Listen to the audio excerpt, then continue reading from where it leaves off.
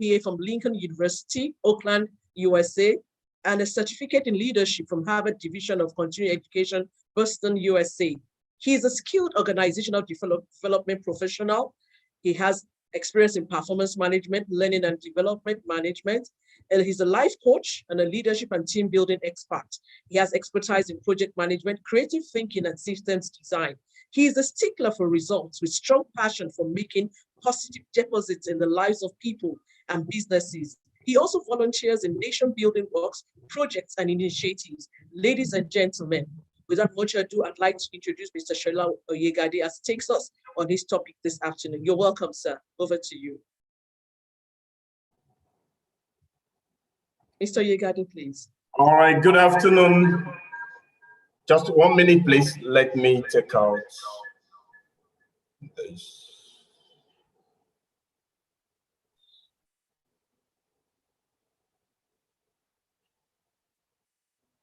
All right, I hope there's no feedback from my hand again. Good afternoon, everyone. And I dare say happy Sunday to all of you. It's really good to be here. And I would like to say thank you for inviting me, the Covenant Nation HR Professionals group, all right? I'm so excited because I consider that you have a unique focus, as it were, because I know that very few institutions like yours have been able to create or carve out, this kind of a platform, all right, that is targeted at building the competencies and the capacities of human resource professionals, as it were. So I think it's a very unique platform, and I'm very proud to be part of what you are doing today. So thank you for having me, Emma Clark, and the entire team behind this, noble initiative. So I know that we started this conversation yesterday. I don't know if I can share my screen now. I need to be enabled, please, so that I can put up my slide. Just 1 minute. It's not up here. Not yet. Not yet. Not yet. Okay, I think I should be able to share now.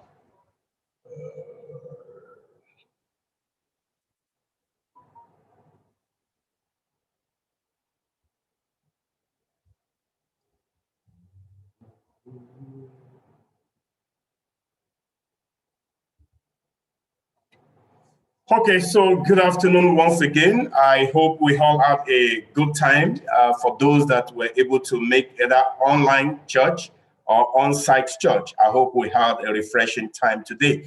So my topic is cut out, and that is virtual learning. And it's very easy for me because, again, we are all on this platform right now, though we are geographically dispersed. But because of this platform, we are now virtually connected. And that is what we're going to just be discussing this afternoon. It is not a new topic. It is something that everyone, even those that are not in the corporate world, they are familiar with what is happening already, because everything has gone digital, everything has gone virtual. And I believe that this is, the right time for us to continue to remind ourselves why this has become the new approach to organizational learning. Prior to COVID-19 pandemic, very few organizations would, accept or embrace virtual learning. And even places where we have virtual learning established, it was received with some, high level of reservation and resistance from the people. But I believe that right now it is no longer an option. It is now the option, all right? If we really want to make impact, if we really want to gain traction, if we really want to be able to support the business effectively and be able to help everybody within the organization to remain as competitive and as relevant as possible. So in terms of outline, I'm going to make an attempt to just give us an introduction, examine the forces driving the change we're experiencing now, take us down the memory lane in terms of evolution of virtual learning, take a look at what we now consider to be the learning ecosystem. And yesterday, I think I was in at some point, and I know that we also examined the topic of multi-generational workforce. So I'm not going that route. I just want to highlight the implication for learning for us, all right, as HR or L&D professionals, as it were. Then we'll take a look again, which I know that we know, all right, the pros of virtual learning. And lastly, share with you what I consider to be 3 imperatives, for implementation and my final charge. So that's how the conversation will go. And if you don't mind, in the course of my conversation, I may be asking you to just drop a comment for me in the chat room, because that's how to ensure that, yes, you are not just there, but you are connected and you are following and you are paying attention to what we are discussing. So to open up, hold on 1 minute. Okay. So now there's this, let's start with Peter Drucker. He made a statement several years ago, and he said the greatest danger in turbulence, all right, is not turbulence. It is to act with yesterday's logic, all right? It is not the turbulence, it is not the chaos, it is not the disruption, it is not whatever it is that we are experiencing that is important, but how we are able to rise up and to embrace new thinking, all right, new methodology, new template, and new models to solve yesterday's problem. Because Albert Einstein also said something very similar, and it's that problem that we are faced with right now with the same level of thinking that we were when the problems were created. And I think that is why it is important for us to embrace virtual learning, which is a new normal for us, and we need to understand that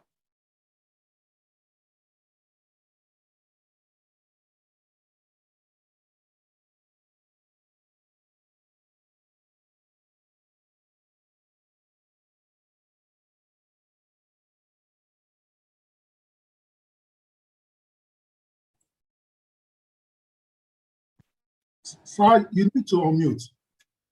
All right, so okay. So I hope you heard me up onto this slide, I believe. Feedback? Hello? Yes, from the Drucker slide.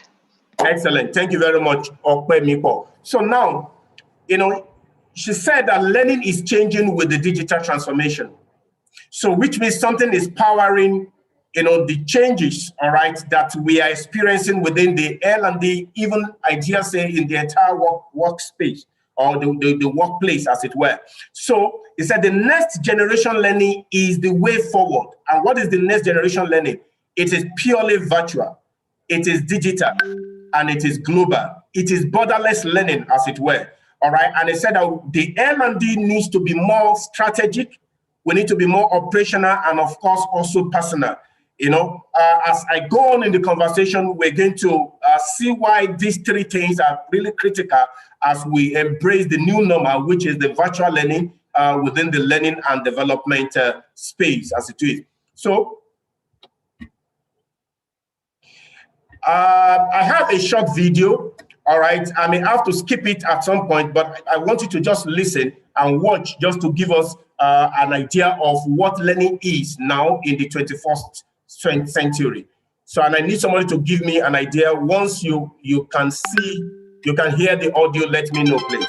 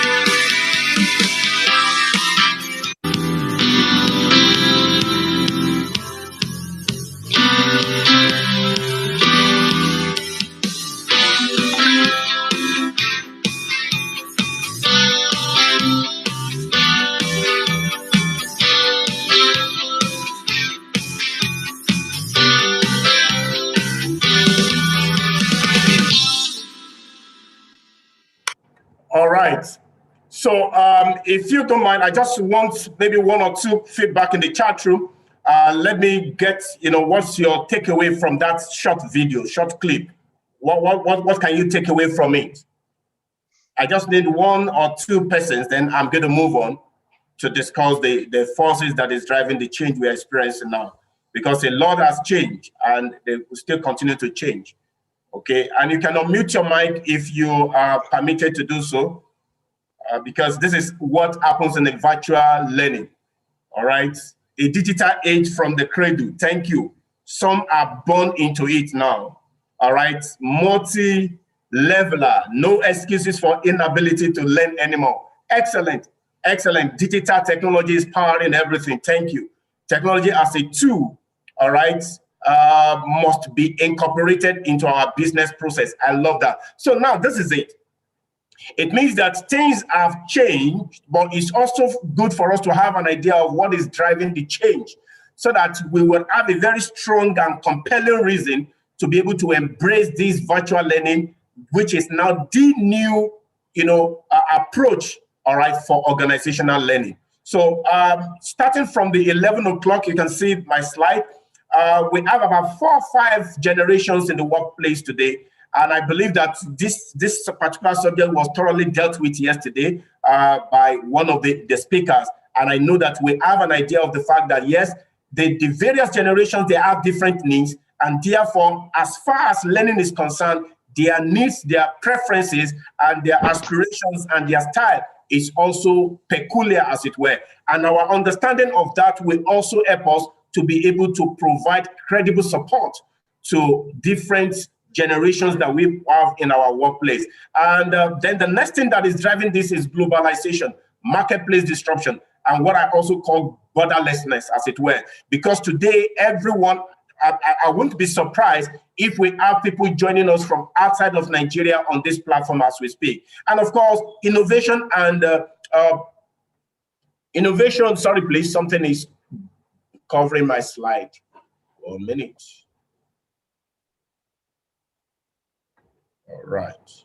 Okay, so innovation and changing strategies also are the things that are disrupting the world and, of course, the workplace, even the workforce and the work itself. And organizations are embracing more flatter and leaner, structure, all right? And that is also, bringing an implication on the HR practitioners as well as the L&D, because the more leaner your organization is, all right, the more you have to become more strategic in how you create content, on how you provide learning to support the business. And of course, M&A, restructuring and spin-offs also are the things, redefining the workplace for us today. And the last but not the least, which is at the center of everything, I say today that technology is dictating the pace of business, dictating the pace of our lifestyle, dictating the pace of virtually everything that we do. And to that extent, thank you very much. So as a matter of fact, thank you for that person. If you don't mind, sorry, please, because of my time, that's why I didn't do normal protocol. As you are listening to me, if you can hear me, just tell me, good afternoon, Lagos. Good afternoon, Iyanopaja. Good afternoon, Maitama. Good afternoon, Cameroon. Good afternoon, Togo. Just let us know how geographically dispersed we are, but we are connected here. So greet us from where you are right now. Please go into the chat room and just drop the good afternoon. If it is morning where you are, just say that good morning, New York, wherever you are. Thank you. Good afternoon, Yaba. So keep that coming so that people have an idea of where we are all connected on this platform. Thank you very much, everybody. So now, moving on. Now we need to put a context around what we are discussing. When we talk about virtual learning, what is virtual learning? All right, it has been described or defined as a learning experience. Do you understand that learning experience that is enhanced or powered through utilizing computers and all the internet, both outside and inside the facilities of the organization?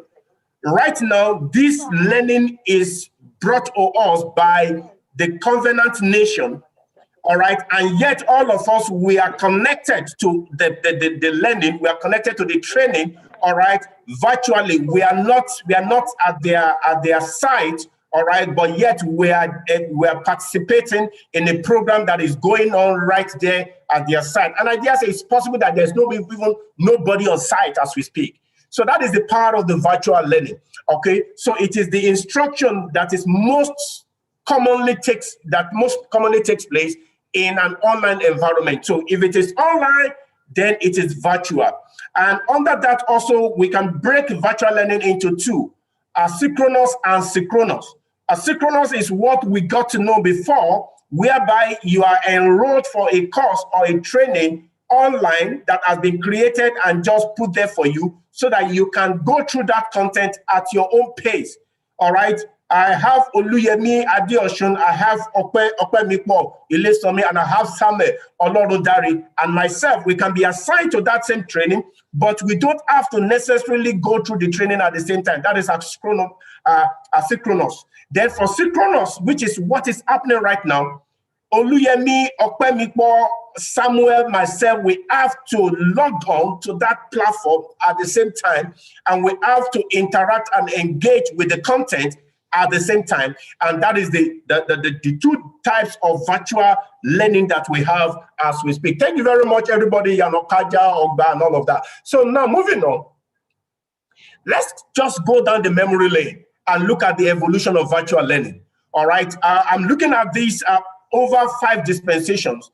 And apart from that, we are also going to examine them along 4 parameters in terms of what was the format of learning then, what was the philosophy, the user's orientation as at that time, and the types of systems that we used during this period, okay? So starting with the E and blended learning. When you say e-learning, we are basically talking about electronic powered learning, all right? Electronic learning as it is. So in terms of the format, between 1998 and 2003, we experienced what we call E and blended learning. All right, and between 2004 and 2009, we experienced what we call talent management. All right, and between 2010 and 2014, we experienced what we were introduced to what we call continuous learning.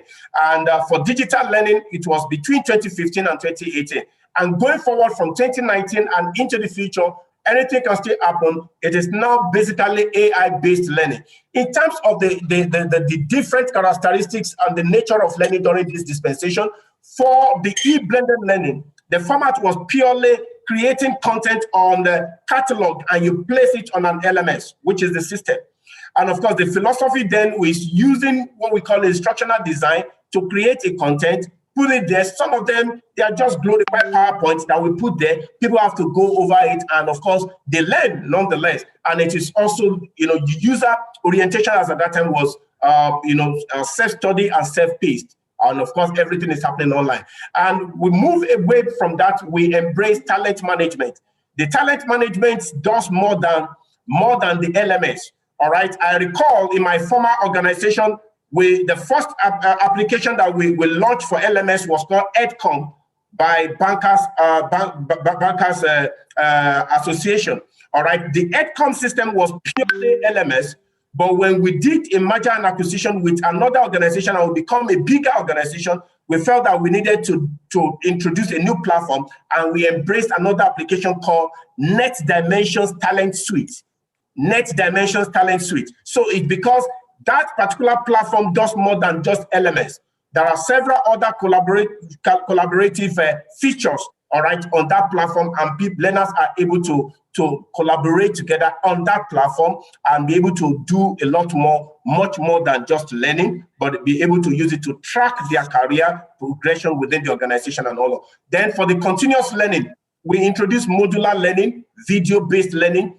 This is where we begin to have a lot of voice-over content on the LMS, and the system then was focused on the LMS and of course LXP. LXP is learner experience platforms, and that actually, introduced a lot of gamification into the content and able to engage learner and make learning fun at the same time on that platform. And for digital learning, it's a bit more of micro learning on demand. This is the time that we witnessed a lot of introduction of what we call MOOC, massive online open programs. massive open online courses as it is. So we have the likes of Udemy, we have the likes of Linda Learning then, which is now LinkedIn Learning. We have the likes of Coursera, we have the likes of EDX, and several others like that. And of course, the philosophy behind it was design thinking, learning experience, and of course, people can access learning anywhere at any time, and learning become what I would say, like in Lagos, where I am right now, we have pure water at any turn of the street. You can access it, you can buy it, and it is affordable as it were. So learning became very affordable when digital learning came to be. And the last, all right, which is the current phase and the current stage where we are right now, is the AI-based learning. AI-based learning is actually powered, all right, by intelligent and personalized machine-driven, all right? And we're talking about being able to use AI, all right, to improve learners' experience on that platform. The best way I can describe what I think is happening now within that phase is, if you can think about your Netflix, all right, when you go on Netflix and you pick a movie, as you are done watching that movie, you will have several options suggested to you based on your first choice. And these are the kind of things that are powered by AI, even on learning platforms right now. So learning is available on mobile devices. We have gamification, we have social and machine learning, driving what we currently do today. So ladies and gentlemen, all of this is shifting the learning ideology or learning, philosophy, as it were. So we are now moving from individual learning to collaborative learning. All right, content centered to learner centered, program and courses to platform for collective learning, and of course from single channel to omni-channel or multiple channels, all happening at once. Because right now, as I'm speaking to you, I am on my laptop. I am also connected on my mobile device. All right, and that is the power of virtual platform that we are using to drive learning right now. So in terms of the new learning ecosystem, a number of things needs to happen for you to be able to optimize, all right, this new virtual, learning, as it were. All right, it must be such that you have self-assessment and it's a guided learning. People are able on their own evaluate their learning needs and be able to also identify content that can help them solve or bridge that learning gap, as the case may be. And we also have people, the platform you have ability to be able to create your own learning plan. In organizations, about 5 years back, all right, we know if you're in the L&D, at the beginning of the year in your organization, you need to come up with what we call training needs assessment. All right, and training needs assessment most of the time is targeted at the individual in terms of the competencies that they need to do the job and the competencies that they currently have. The gap between the two is the variance that the learning we now have to create a plan for. But now, beyond you doing it, the individual are also empowered to be able to come up with their own personal learning plan, all right? And also learning can happen both in classroom, all right? And we can also have macro learning whereby everybody comes together like what we are doing, and individually people can also run their courses online and let it be self-paced, whereby at their own convenience and meeting or suiting, their own needs. And of course, webinar and virtual meetings just like this. Gamification, like I said, gamification essentially is to stimulate learning, is to make learning fun, and is to also promote some level of competitiveness as people learn within the organization. And I want to believe that there's so much we can say on each of these, but I'm just letting us know that this is the new learning ecosystem. And of course, we also have interactive video and podcasts that organizations now on periodic basis, they can release videos just to talk about their product or talk about a new process, talk about a policy and all of that. And all of this is generally ensuring that you optimize this new phase of learning that we all have come to know. And of course, learning engagement measurement and analytics is very important. Now, for me, in my current organization, we are currently embarking on a project called, the data analytics for learning. Data analytics for learning. And for that, what we are simply trying to achieve is to ensure that we we create a feature or we build in additional feature in our current learning management system to be able to draw data from different sources, other independent sources within the organization about an individual, and based on the information about that person, information from HR, information from FinCom, that is Financial Control Unit, information from customer feedback and all of that, build it into being able to intelligently propose or recommend training for that individual. So data analytics is becoming very critical, even within the virtual learning approach now. Then, of course, live one-on-one digital coaching and monitoring, peer-to-peer collaboration, micro-learning are learning that are created in bite sizes. And of course, people are able to I just want to know something. For instance, maybe in banking, I want to know about currency swap. I don't want to know everything about treasury function. I just want to go straight and look for a content that speaks to that, that topic, and that will help me, and I will move on because I want to be able to apply as I am learning at the same time. So then, of course, we have social learning and UGC, which is user-generated content. All right, these days, people are based on their own experience on one training. They can also volunteer information that can help create a new course content for people. And of course, immersive experiences, we know about AR and we know about VR. AR is augmented reality and of course, virtual reality. You must have noticed that in the video that we showed earlier on. And last but not the least is the chatbots and AI, machine learning as well. Now, in terms of the multi-generational workforce that we have, what are the implications for learning? Implication for learning is very simple. All right, when you look at the traditionalists, they are simply saying that teach me.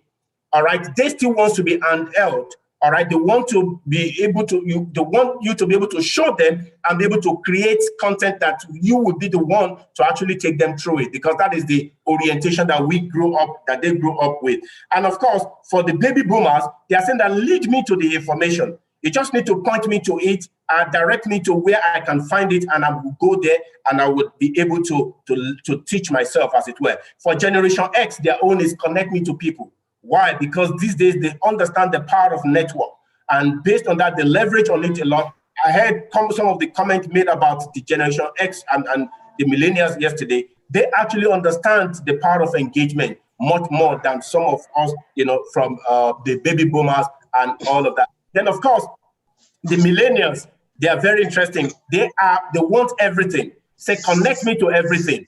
And based on that, you realize that the content, the way you're going to create your content, the way you're going to make the content available has to be something that is peculiar and speaks to the different generations that you have within your organization. And let's quickly just, as I'm rounding up. Sir, Ms. Ayogada, you have just about a minute left.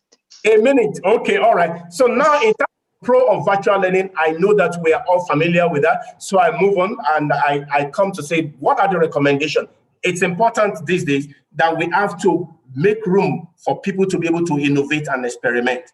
And you have to be able to also find creative ways to ignite passion for learning, such that people will, get on board this virtual, approach to learning, and of course, make learning personal. Once people understand what is the need for them, there's a statement that says that once the student is ready, the teacher will appear. Once we are able to stimulate that interest for them to learn, then it will always embrace whatever it is that we are able to provide on the virtual learning. And of course, it's important that we must create some metrics that will enable us to measure progress on as we go. Then implementation imperatives, basically we need to raise our games in preparing and supporting employees for this change. And we also need to be able to design and deliver L&D interventions in ways that will satisfy both the workers' desires and of course the organization as well. And of course, lastly, I would say that it's important that we also develop what we call agility, experimentation, adaptability, innovation,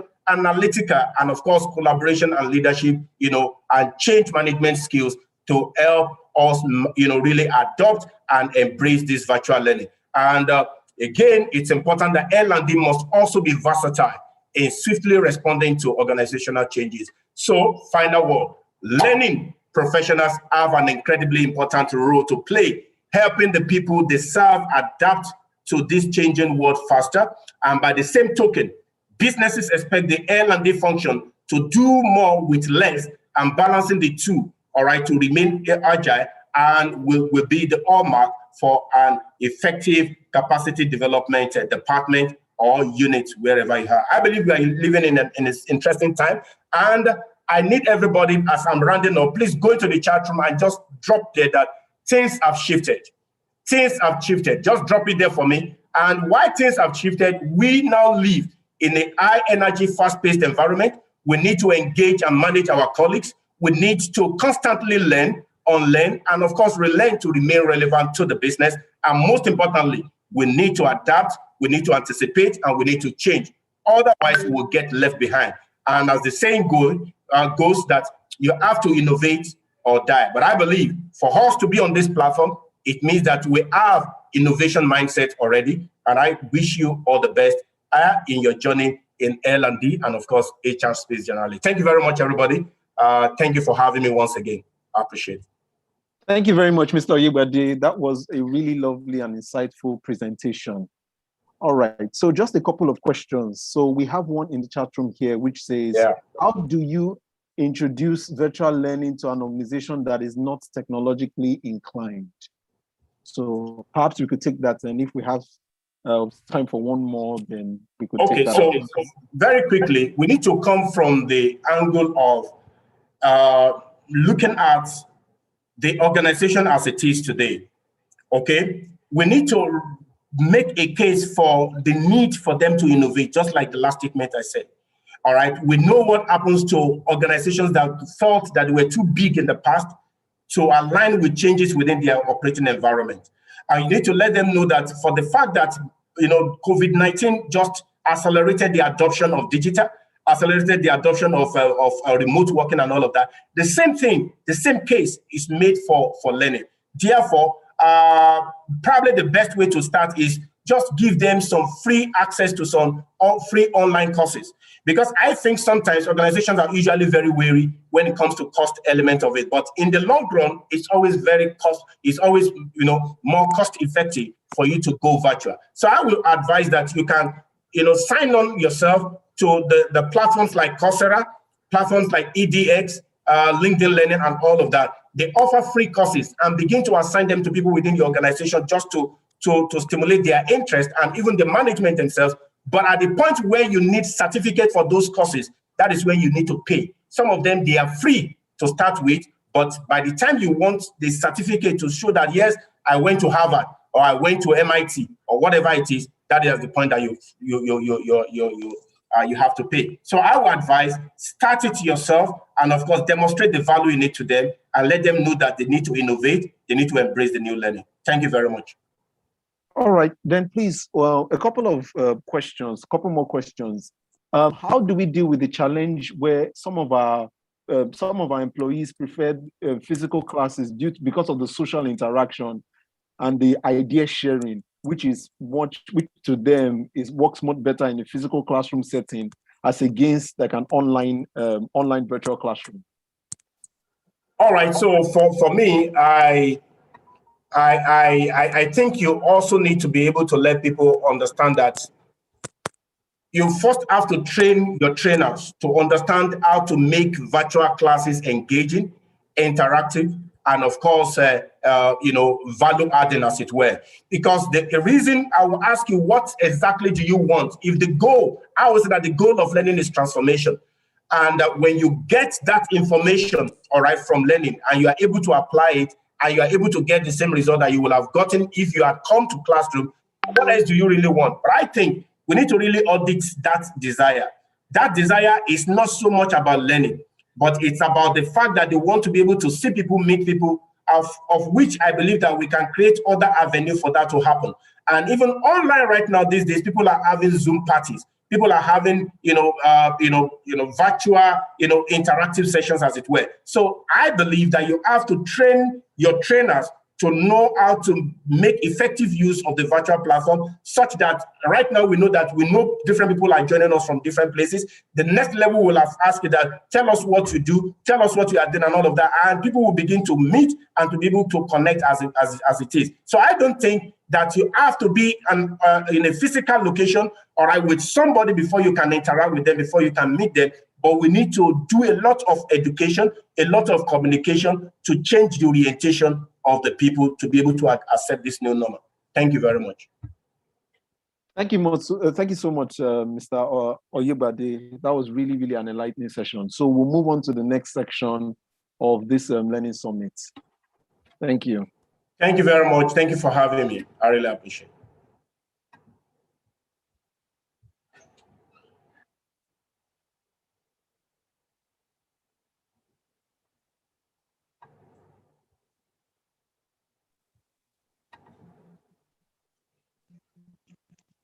Good afternoon.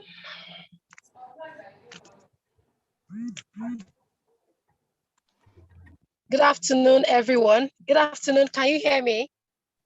Yes, we can hear you. Good afternoon. Yes, we can. Yes, we can hear you. Good afternoon. Excellent. Good afternoon, everyone. And once again, welcome to day 2 of our Learning Summit.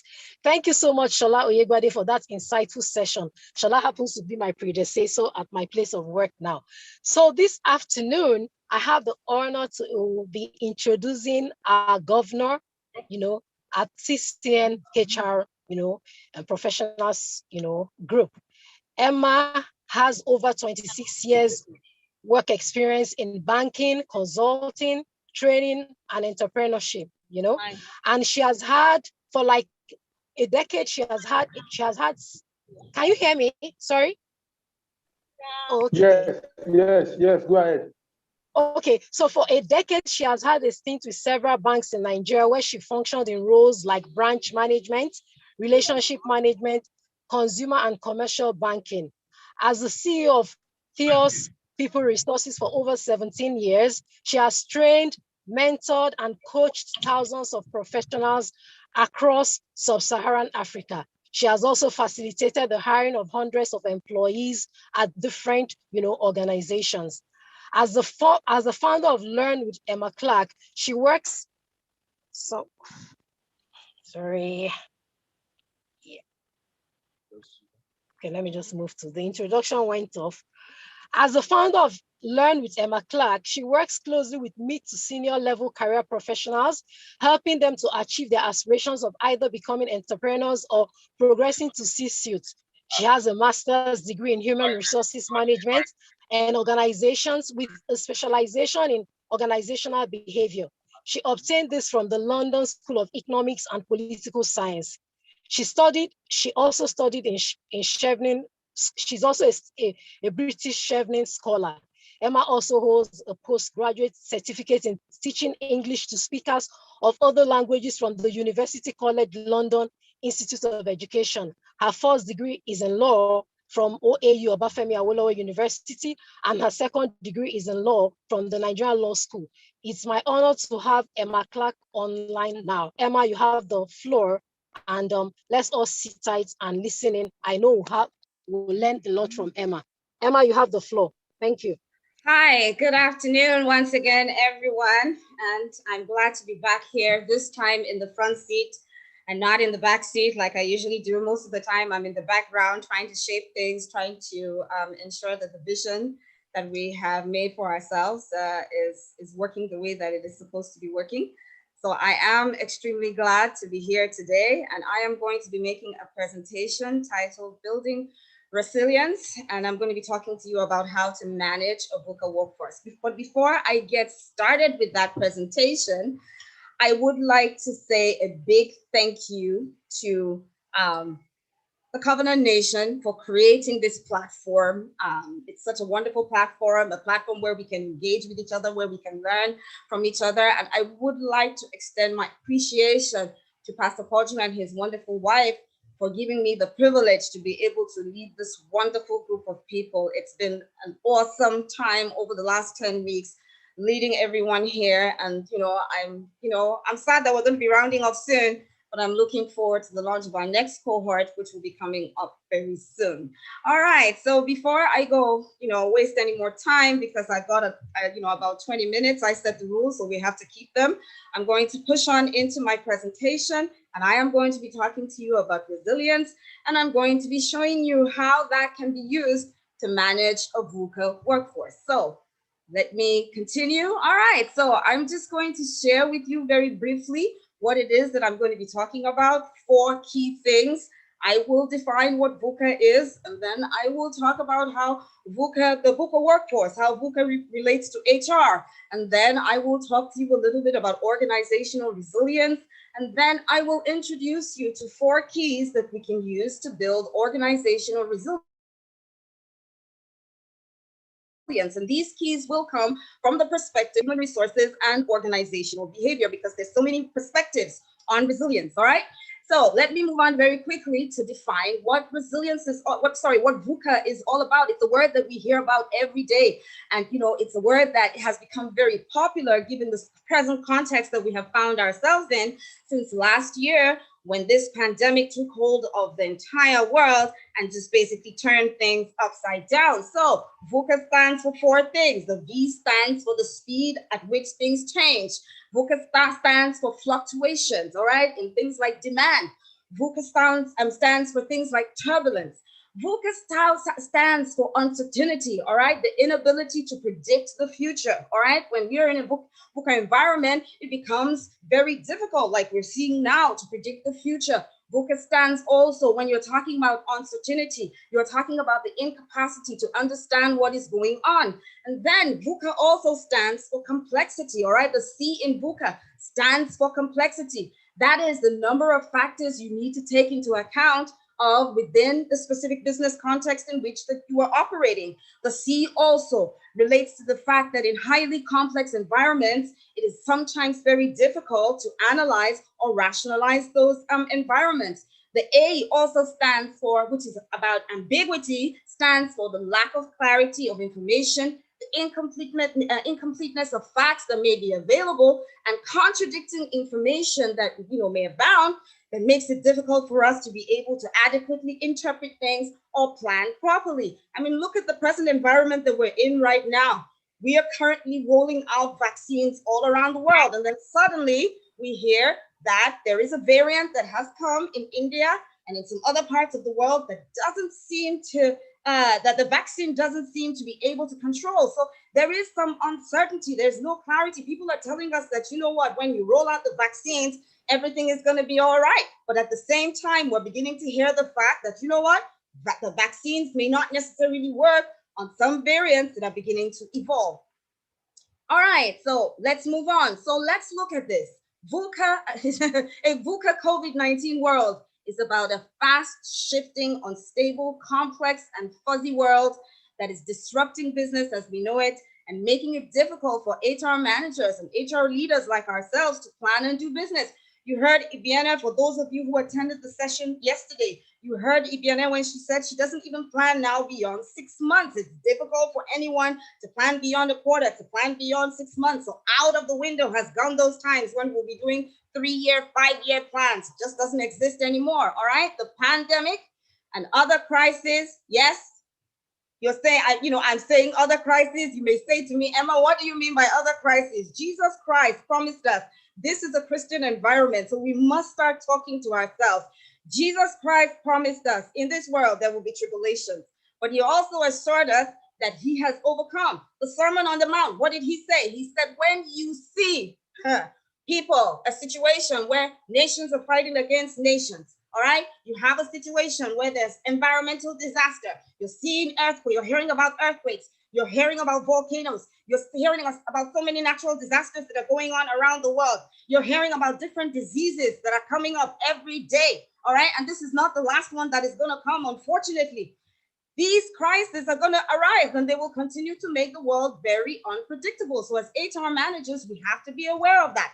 Let's quickly talk about VUCA in Nigeria. I mean, if you want to really understand what VUCA is, you only have to look at the Nigerian situation to understand really what it is to live in a volatile, uncertain, complex, and very ambiguous world, all right? You have insurgency in some parts of the country, you have a depreciating currency, you have rising unemployment, you have ethno-religious tensions, you have unstable oil prices. I mean, every day, it's like you're open, you have violent crime, the escalating cost of living. It's like every day you're opening the news, you're watching the news, you're reading the newspapers, and there seems to be something there that's telling us that something is not right. I mean, in fact, when I was preparing this, in my mind, I was thinking about a house of cards that seems to be collapsing. But I thank God for what Pastor Podgy said today, that as long as we have intercessors, people who are praying for this nation, praying for this country, that house of cards called Nigeria will never collapse. All right, so let's move on to talk about something else. Let's look at VUCA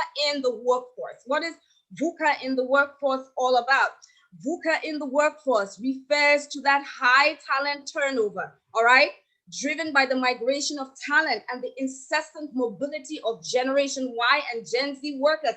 It's almost like as if Gen Z and Gen Y workers have ants in their pants and they don't want to sit down in one place, all right? And this is translating to a perennial increase in recruitment costs, all right? Recruitment and training costs. Then you have that paradigm shift that COVID-19 has brought into the mix, okay?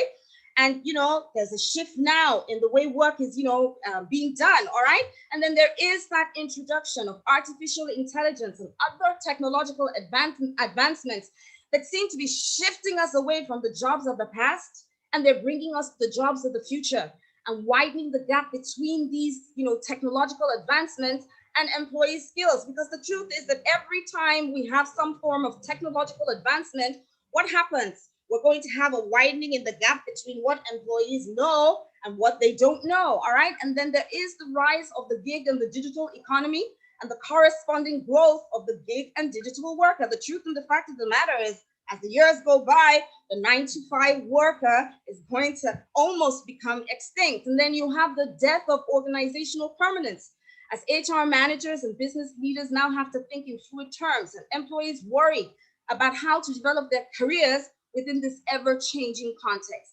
All right, so who said anything about the new normal? I hear people talking about the new normal all the time, and I just laugh because there's really nothing like the normal anymore. What we should be talking about right now is rather the new abnormal, all right? Because things have changed, the context has changed. There's been a total change in the way things are being done. So I don't really think there's a new normal. I think that what we should be looking at is that new abnormal, all right? So there's no time like the present, all right? For us as HR managers, as business leaders, this is the time. I mean, if we were not thinking about it before, there's now no time like the present, all right? For us to really sit down and think about resilience, building organizational resilience, even building individual resilience, all right, is very important and very key at this time, all right? And I just, what is resilience? Resilience is the capacity to be able to adapt to be able to resist, to be able to overcome threats that may come at you in the environment. That really is what resilience is all about. And organizational theorists over the last couple of years have had different ways, to look at, resilience. And, resilience involves a lot of different things. It involves your risk management. It involves your financial structures. It involves your operational structures. It involves every single thing that has to do with the company, all right? So there are different ways. Organizational theorists have had different ways, that they have looked at managing resilience within organizations. On the one hand, you have those who propound progressive, philosophies who say, it is better for organizations to concentrate on achieving results. And then there are others who say, it's better to be defensive, defend everything, control everything that has to do with the organization. And then there are others who say, it's better to concentrate on being flexible, right? And then there are others who say, it's better for us as organizations to concentrate on being consistent about what it is that we do. And you can see that these are opposing, they're mutually, exclusive forces. For instance, if you want to be progressive, it's very difficult for you to be defensive. If you want to be flexible, sometimes it's very difficult for you to maintain that consistency. Nevertheless, thank goodness for that fifth paradigm that has evolved since 2014, all right, which is called paradoxical thinking, where theorists now say to you, organizational resilience is all about achieving that balance between preventative control, mindful action, performance optimization, and adaptive innovation, and managing the tensions inherent in these distinctive perspectives. So what theorists are saying to you now is, don't think about taking one stand. Think rather about being paradoxical about the way that you think. All right. So how can we develop that capacity to be paradoxical? How can we, as human resource managers, as business leaders, how can we develop that capacity to be paradoxical? And how can we move our companies, all right, into this situation where we are able, all right, to withstand whatever comes our way? And I say to you, I'm going to give you 4 keys very quickly and then round off quickly so I can give way for other speakers, and then also take some questions and answers hopefully if there's time. All right. So I say we need to start building change leaders rather than change managers. A change manager is someone who is task oriented. A change manager is only concerned about getting, what needs to be done, right?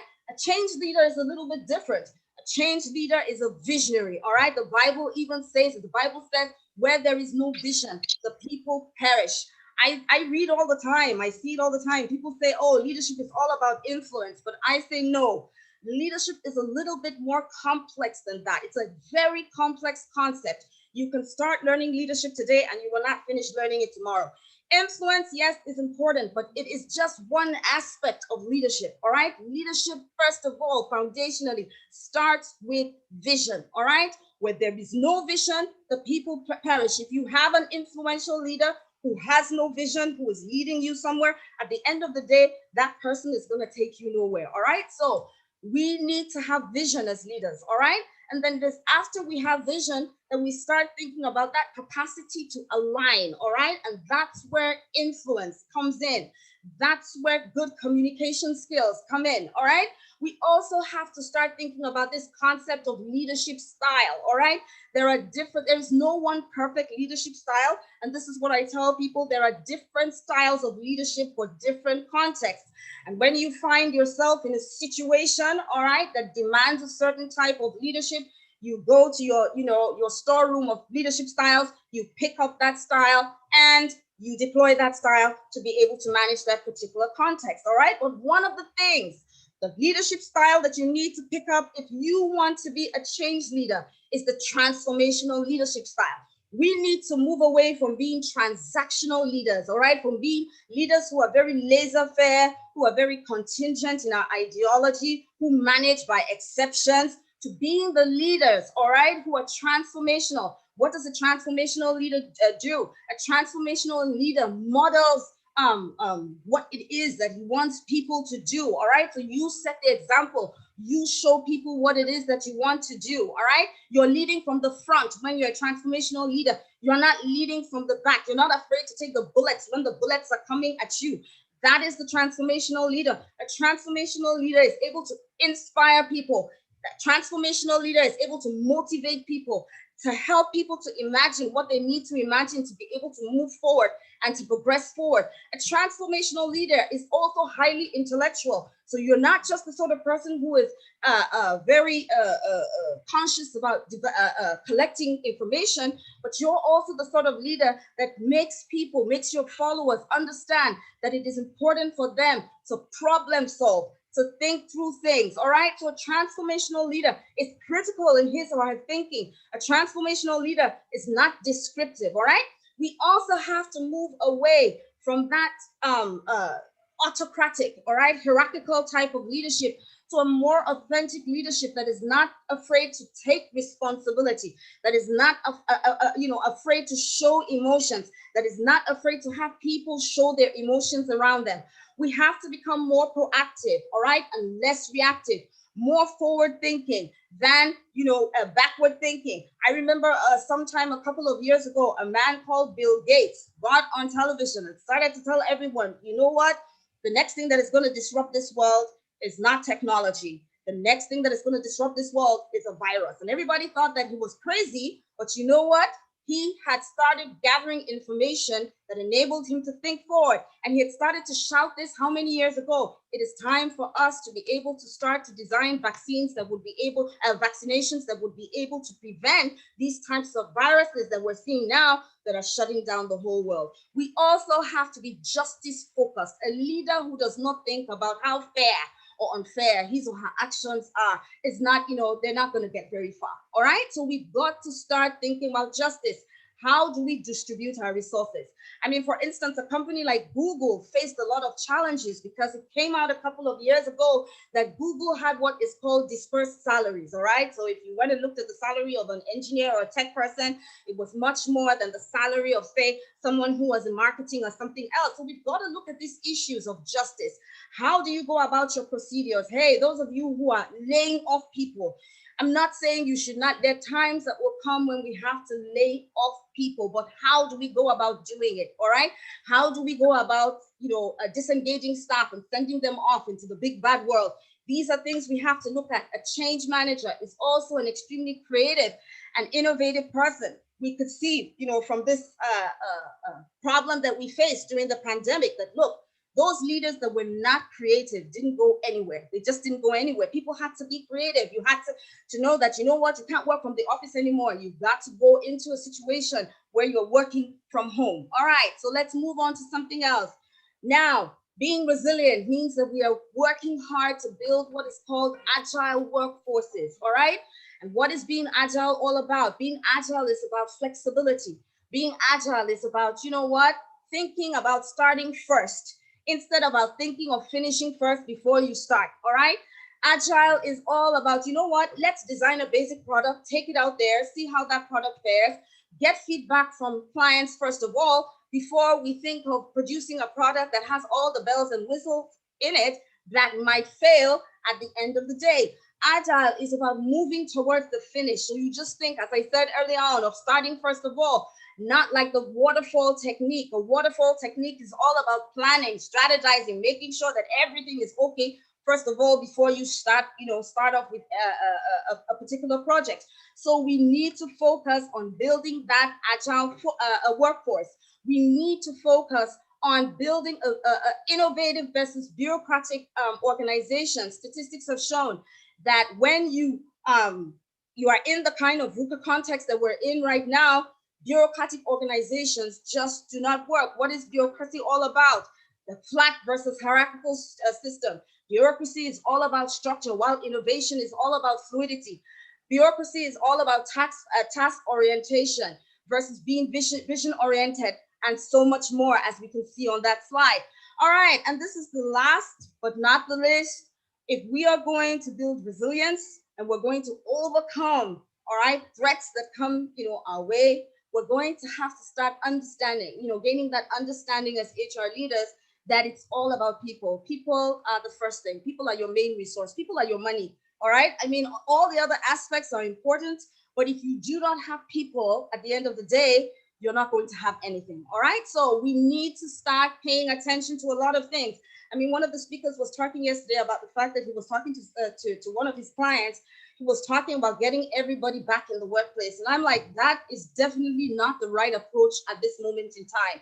What we should be thinking of as HR leaders, as business leaders, we should be thinking about building dispersed teams. All right. Some people are going to definitely continue to work from the office, but some people are going to, want to continue to work from home. And you're going to have to start to take those things into consideration. You're going to have to start looking at the issue of building, like, for instance, I don't run a permanent team.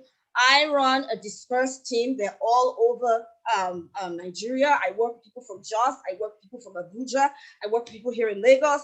I work with people in Nsukka. There are people that we're talking to in Canada now and saying, will you come and join our team? So I run a dispersed project-based team, and I don't keep people working with me on a daily basis. I only work with people when we have a project, and as soon as that project is finished, we disband them. All right. So we're thinking about building dispersed teams, building flexible work teams, all right? Teams that, sometimes, look, the 9-to-5 culture is dying slowly. You don't have to have a situation where everybody is working from 9 to 5, Monday to Friday, every day. That is becoming old-fashioned, all right? So you're really going to have to start thinking about that. And then you're going to have to start thinking, I'm rounding off now, you're going to have to start thinking about designing jobs for human beings and not designing jobs for machines, all right? You're going to have to start thinking about designing motivational jobs that engage people, that make people happy to even want to do the work. You're going to have to start thinking about mental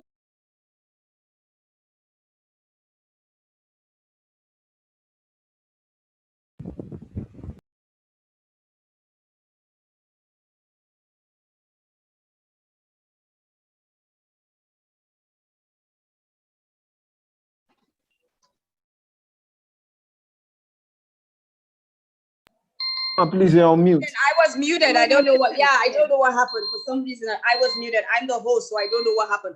All right, so I'm rounding off now, and I just want to say, you know, we've got to start concentrating on all these things. We've got to concentrate. I'm so happy that Shola came to talk about organizational learning, and Shola came to talk about the fact that we need to start to pay attention to how we learn and what it is that, you know, we are doing in organizations. I run a full virtual learning company right now. I hardly go into organizations to teach anymore. And I'm so happy that, you know, Shola gave us that information about the fact that we're now moving to virtual learning. So I'm here on Zoom and I'm teaching people, and I teach them from every part of Nigeria and every part of the world. So thank you for listening to me. There's a lot to talk about when it comes to resilience.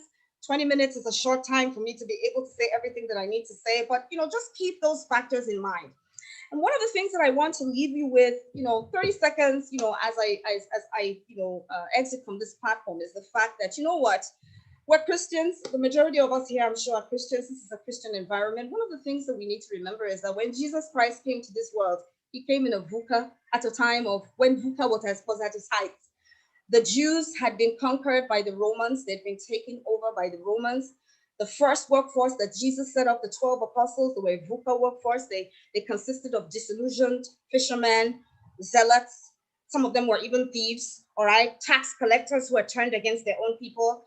And you know what? Jesus was able to manage all these people using what? The wisdom of God. So ultimately, at the end of the day, as Christian HR managers, I want you to always remember that you must always walk into your office every day, all right, with the wisdom of God. And that wisdom of God will always direct you and give you the capacity to stand and be resilient and to manage and organize your company. So thank you so much for listening to me. If there is time, I will take questions.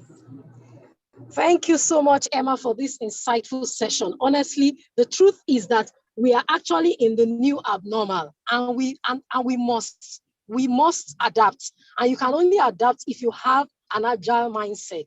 So thank you so much for this insightful session. Because of time, we'll take at least 2 questions. And the first one in the chat box is, let me just take it. So the first question is, when an organization is more subjective in terms of dealing with employee welfare rather than considering objectivity in a VUCA environment, and it is quite obvious to the entire team, how does the HR manager change such mindsets? All right, so one of the things that I always tell people is this: as an HR manager, you're going to have to start to learn to speak like a business, like a business manager. A lot of us HR managers do not know how to translate our knowledge of HR into business statistics. All right, so you know, and one of the things that you're going to have at the back of your mind, all right, every day when you go into the office, is that a lot of your bosses do not understand this fact either, all right? They do not understand how the human resources translates into performance within the organization, all right? People treat their people badly because they do not understand how human beings translate into money. So you are going to have to start learning to bring hard statistics to the table, all right? So you know what? If you do not, this is what the statistics show. If you don't do this, you're going to lose this much money. Statistics show that if you do this, you're going to make much more money. All right, the statistics are there. I mean, I was looking at some of those statistics today. All right, the statistics are there. Every time you have an employee, for instance, who is suffering from some kind of emotional tension or stress. All right, when people are suffering from stress, at the end of the day, I think it's like 30%. What the researchers have shown is that it's 30% of that person's salary that is going to be lost every day.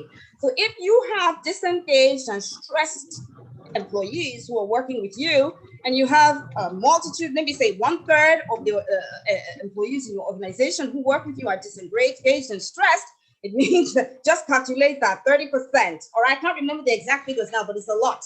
All right, so you're going to have to start learning to translate these into meaningful figures so that your managers, your CEOs, your executives can understand more about what happens when they take this kind of stance. Thank you, Emma. Sorry, Nkechi, to cut in at this time. We're out of time and we just have no to problem. move on. They can always send me the so questions, all right? Indeed. And I will look at the questions and answer them, okay? Yes, indeed. We'll send that to you and we'll all right, thank you. Thank you so much. Thank you so much. Take care, everybody. Okay, so we're moving right on to the next speaker right away. I will just share my screen, and Victoria, confirm you can see it, and please take it away.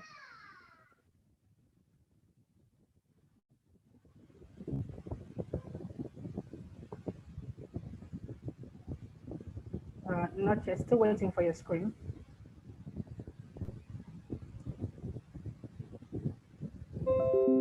Just go right ahead if you can't see my screen. It's up already, but I'm not sure what you can do. Just go. Okay, so I'll just read the profile. So our next speaker is Mr. Ebiye McBrath. Ebiye graduated with a BSc in statistics from the prestigious University of Ibadan, Oyo State, in 2004. He is also a certified member ACIPD of the Chartered Institute of Personnel and Development, UK. At the start of his career, he spent time as an international trade finance executive in the banking industry. The last 14 years of his career, however, have been spent as a human resource professional, with his experience traversing talent management, policy formulation, compensation and benefits, advisory, business planning, and HR management across technical and business functions. Very recently in subsurface engineering. He has a proven track record of delivering value through top quartile business partnering at all stakeholder levels. A thoroughbred HR professional, passionate about creating and adding value. Ladies and gentlemen, please make welcome with me, Mr. Ebiye. Over to you, Mr. Ebiye. Emma, can you please stop sharing your screen so that Ebiye can share his slides? Thank you. Over to you, Ebiye. Yeah, hi everyone. Please confirm you can hear me. Good afternoon. Good afternoon. Yes, we can hear you. Good afternoon. Okay. I'm also trying to turn on my video. Confirm you can see me as well. We can. Okay. So let me put up my material.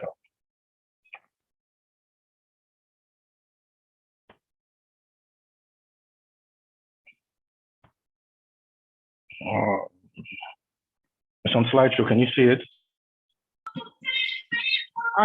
Yes. Yes, we can see your slides. Yeah, I did a different style here. Please, you need to mute yourself if you're not speaking, except the presenter. Okay, please, could you help me mute the folks who are speaking? Just a second. I'm going to mute everybody. So that might mean that you may be muted for a second. Once that happens, please unmute your mic, okay? I need to mute everybody, okay? Okay, okay. So that might cause you to be muted. So when that happens, just unmute yourself, okay? Okay, all right, I will. Thank Thanks. you.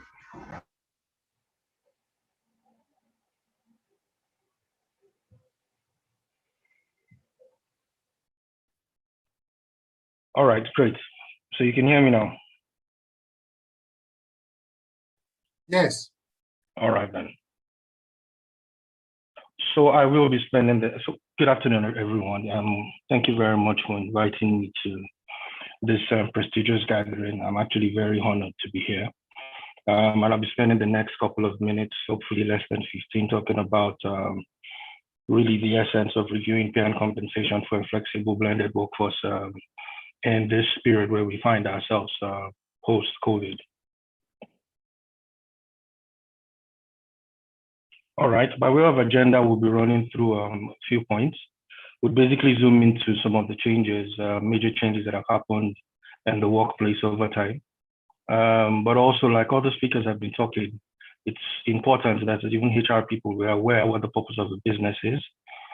Spend a bit of time to talk about what flexible working, I mean, I don't think it's a new word, but it's been made use of very, very often, even quite recently. And the next question is, so how do we even zoom into the peer review conversation, and particularly what role does the remuneration person play when it comes to redesigning or designing a compensation system that basically fits the purpose for the advent of the flexible workforce, even in these times. If we were to step back, there's still very many things that have happened in this period since the advent of COVID-19. But this slide just seems to pick on a few of them. You could call them major, but I don't think it's by any way exhaustive, but just a few. We now have what we call a corporate headquarters 2.0. Back in the day, we had very nice offices, good offices, but all of a sudden, our home fronts, our sitting rooms, our storerooms have all of a sudden in some way become where we really begin to operate from. So you even hear the FAD, WFH, working from home. Employees are a lot more in charge now, basically, of their time, whether they decide to work part-time for an employee, whether they decide to work at different times of the day by way of flexi time, whether you have people who even job share, who basically shadow themselves one after the other, or people who basically compress a 5 working day period into a 4-day working period. They could even do that annualized. Or is it the instances around meetings? Meetings back in the day or hitherto, you would have had us probably all huddle up together in a room, physically sit down. A lot of that is beginning to happen online. I mean, right now we're on Zoom. Who would have thought there was anything like Zoom?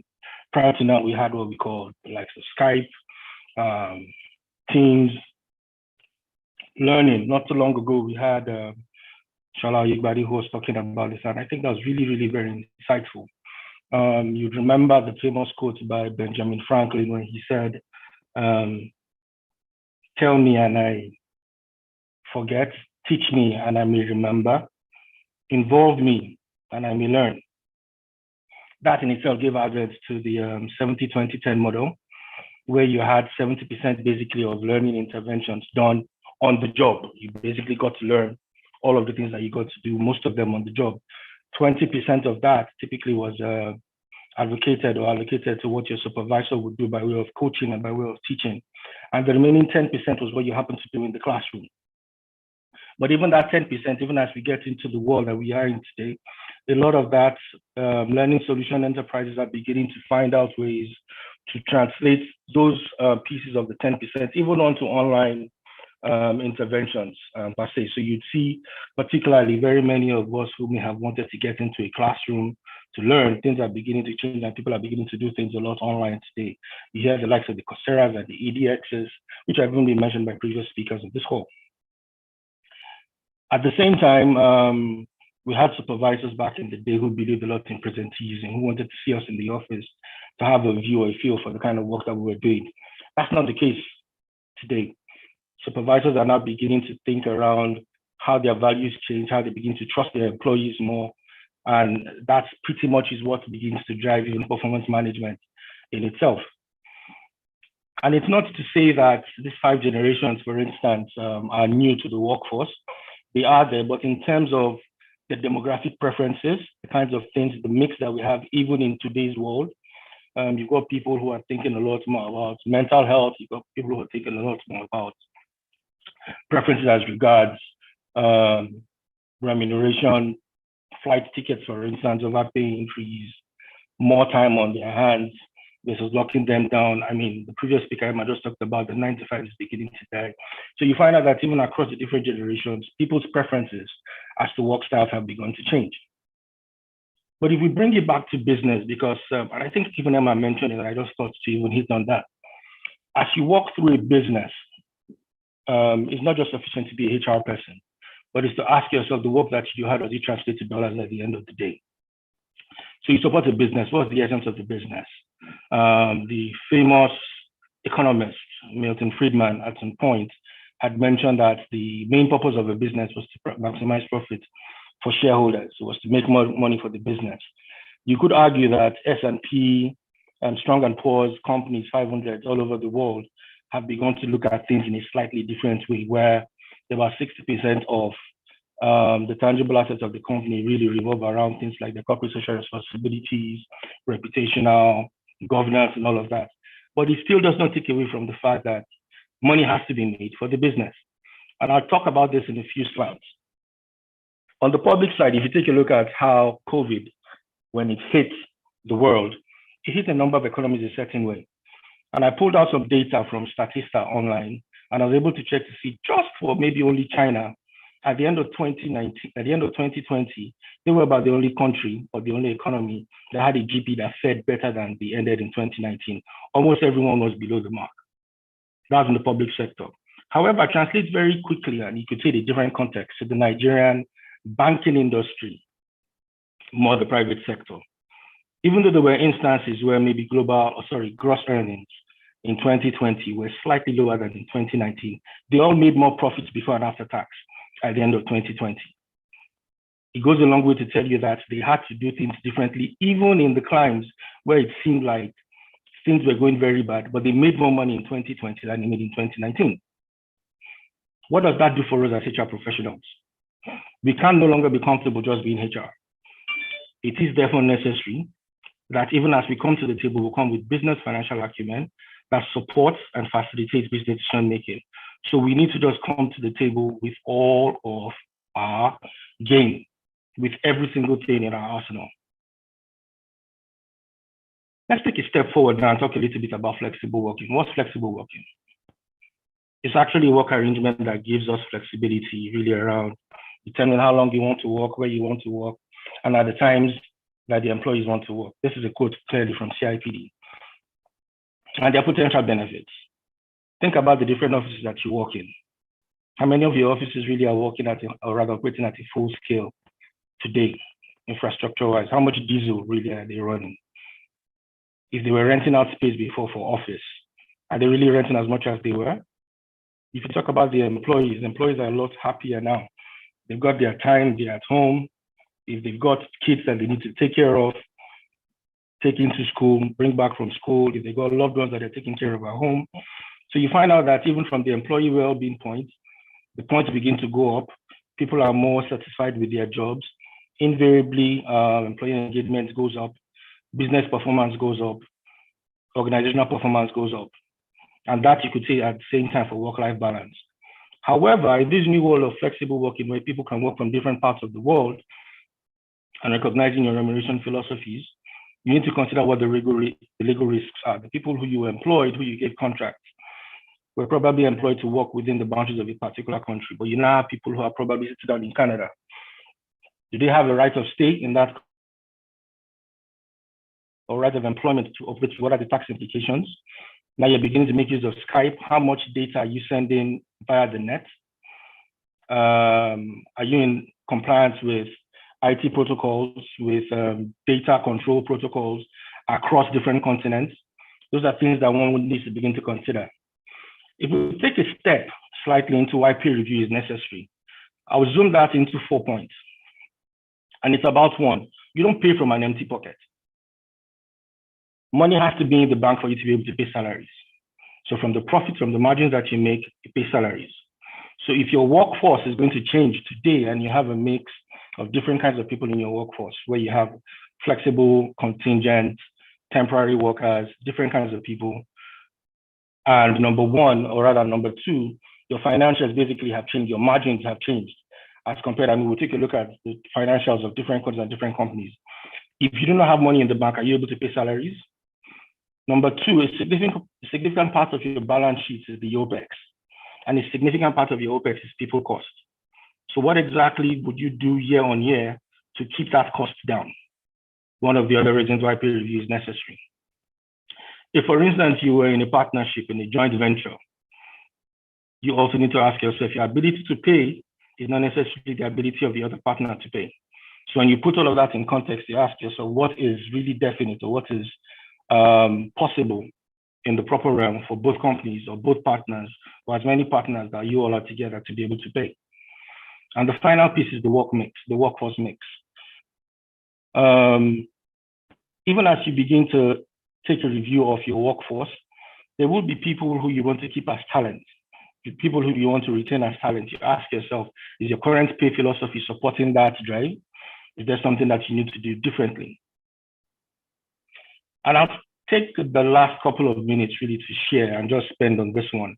Now, this is by no means exhaustive, and I think this slide particularly excites me, and I'd ask that we take our time to just listen and pay attention to this slide. For those who are not familiar with what you see on this slide, this is a waterfall chart, where basically the first 3 bars, basic pay, allowances, and bonuses, if you were to sum them up, they give you what you have as the 4th bar, as total cash. And if you were to sum up the 4th, 5th, and 6th bars, they give you what you have as the 7th bar. But this depends on the pay philosophy of your company. And all of these different pay items that you see on the screen, they actually pertain to different parts or different categories of the workforce. So this basically speaks to the interactions around the different pay types and the workforce mix. Now, I do not expect that anybody or everyone on this call will become a guru overnight and use this to be able to work it out. But the intention really is that it's thoughts like this that puts your remuneration lead or person will sit down and consider basically to ask, say, for the different categories of the workforce, are we able to plug all of this in to be able to ensure sustainability of pay, even as we walk through this through the COVID period?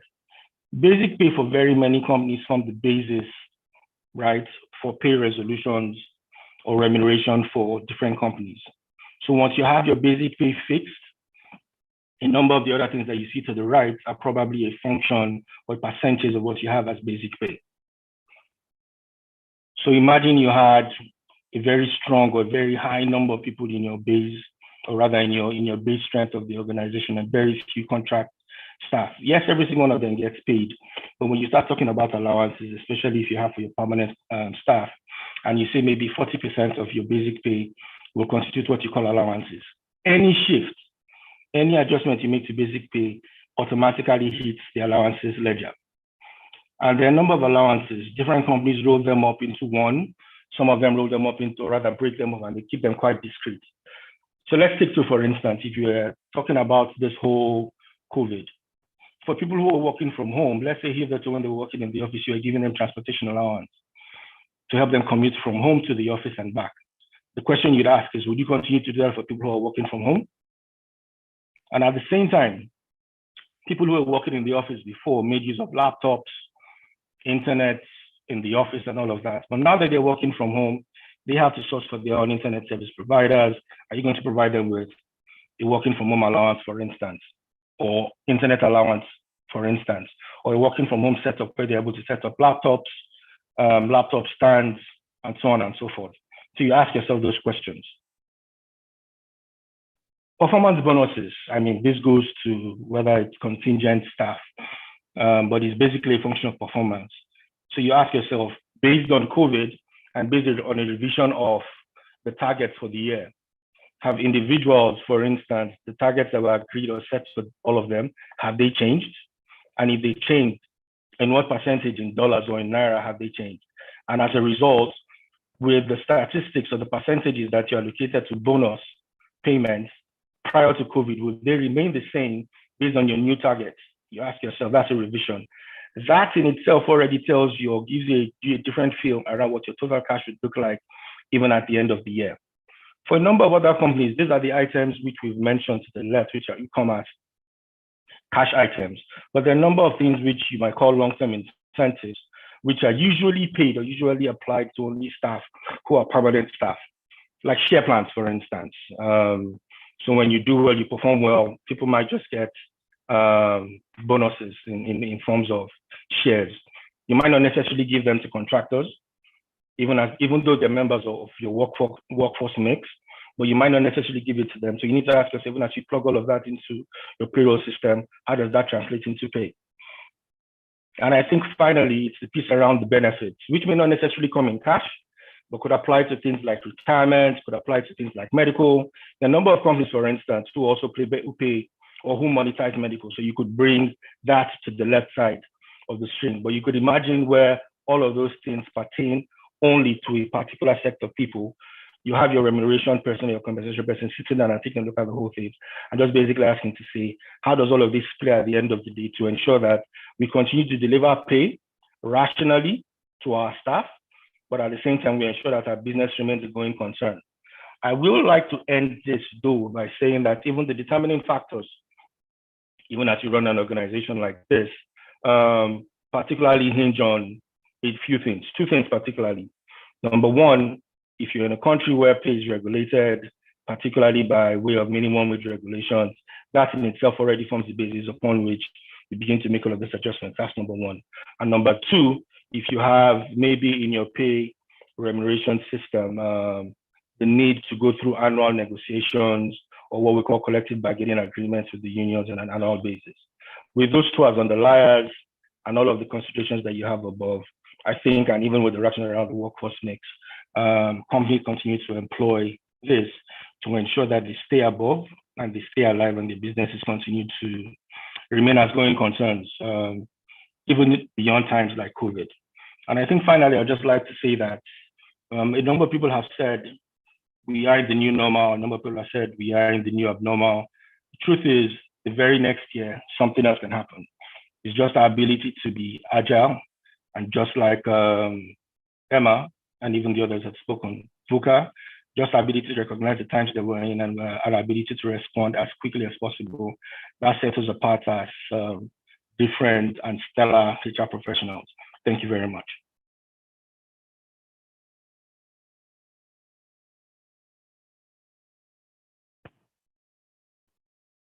Hello. Thank you so much, sir. Thank you very much. Over to you, Okpemiko. Bolajuko, we can field questions now, please, for Mr. Okay. Thank you. Okay, we don't have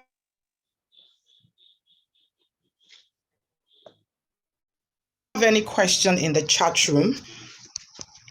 I have a question. So my question is, how do you, is there a formula to determine this system? Because where I work, we have we don't, it's like we don't have, it's not regularized. So like the question I asked earlier when the Madam Emma was speaking as regarding subjectivity and objectivity in terms of employees' wealth. The pay is actually subjective. It's not objective. It's not because so my boss could feel this person is doing very well and okay, this person deserves more because the person's output. And at the end of the day, if you truly measure the output, the guy is just busy, not that he's really adding value. So is there really a formula just to put a bit of balance into the system? Thank you. All right, thank you very much. So I think it depends on the organization that one works in, and different organizations are at different advancement levels. There are a number of organizations that over the years have a track record of this and over time have put in place proper systems that help them to respond irrespective of the changes that will come up, that will happen to situations like this. I will say, for instance, if you remember at the beginning of the slide, I said something about compensation or design. For some companies, they have to go out to design this thing. So some companies already have established compensation systems that have factored in all sorts of scenarios. The ideal place to be is for it to be standard, where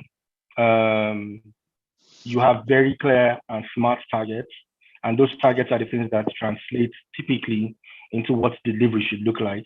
And as a result, what performance, or rather what reward is applicable to each level of performance. So they should be standard and it shouldn't be up to just some subjective measure. So I think the simple answer to that is, even if it's not there, we all know that what we aspire and what we want for our associations, rather for organizations, is an ideal one.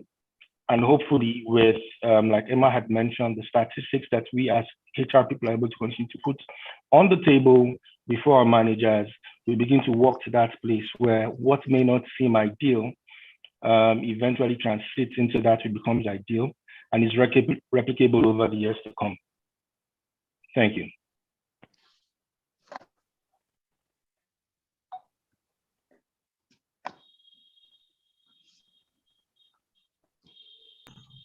I think we can still take one more question, and there's one question just pop up in the chat room now. Okay, so I would read it. How does an organization adjust its pay scale to make it more competitive within an organization without hitting its financials? So that's a tricky one. And I think at the end of the day, the question to ask is, why do I want to be more competitive without hitting my financials?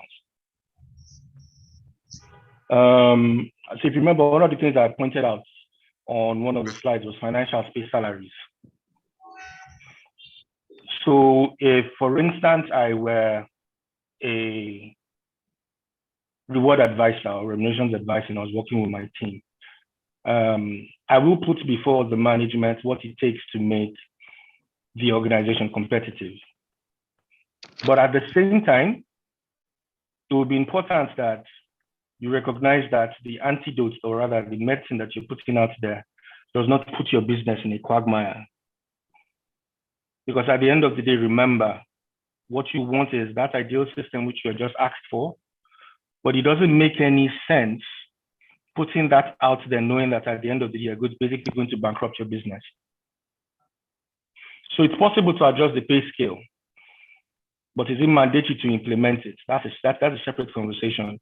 So in my mind, what I think about is probably adjust the pay scale, keep it, but work with the business on a change management program that helps it to begin to attain its financials to a sustainable place where you're able to implement that pay scale.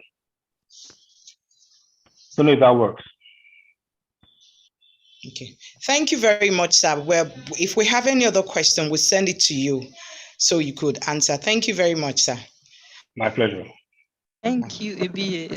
The chat box is buzzing. Very good session, really insightful. Usually we do have other questions coming, so we will send them to you, and we hope that you can oblige us by responding to the questions, and then we can share with the participants. So thank you so much for your time. Thank you for being with us this evening. We'll have to move on at this time. Thank you, Ibi. Yeah. Okay, at this time, we're moving on to the next. Sorry, good evening, everyone.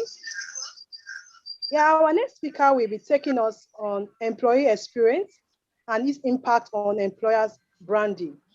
And his name is Oluyemi Adeosun.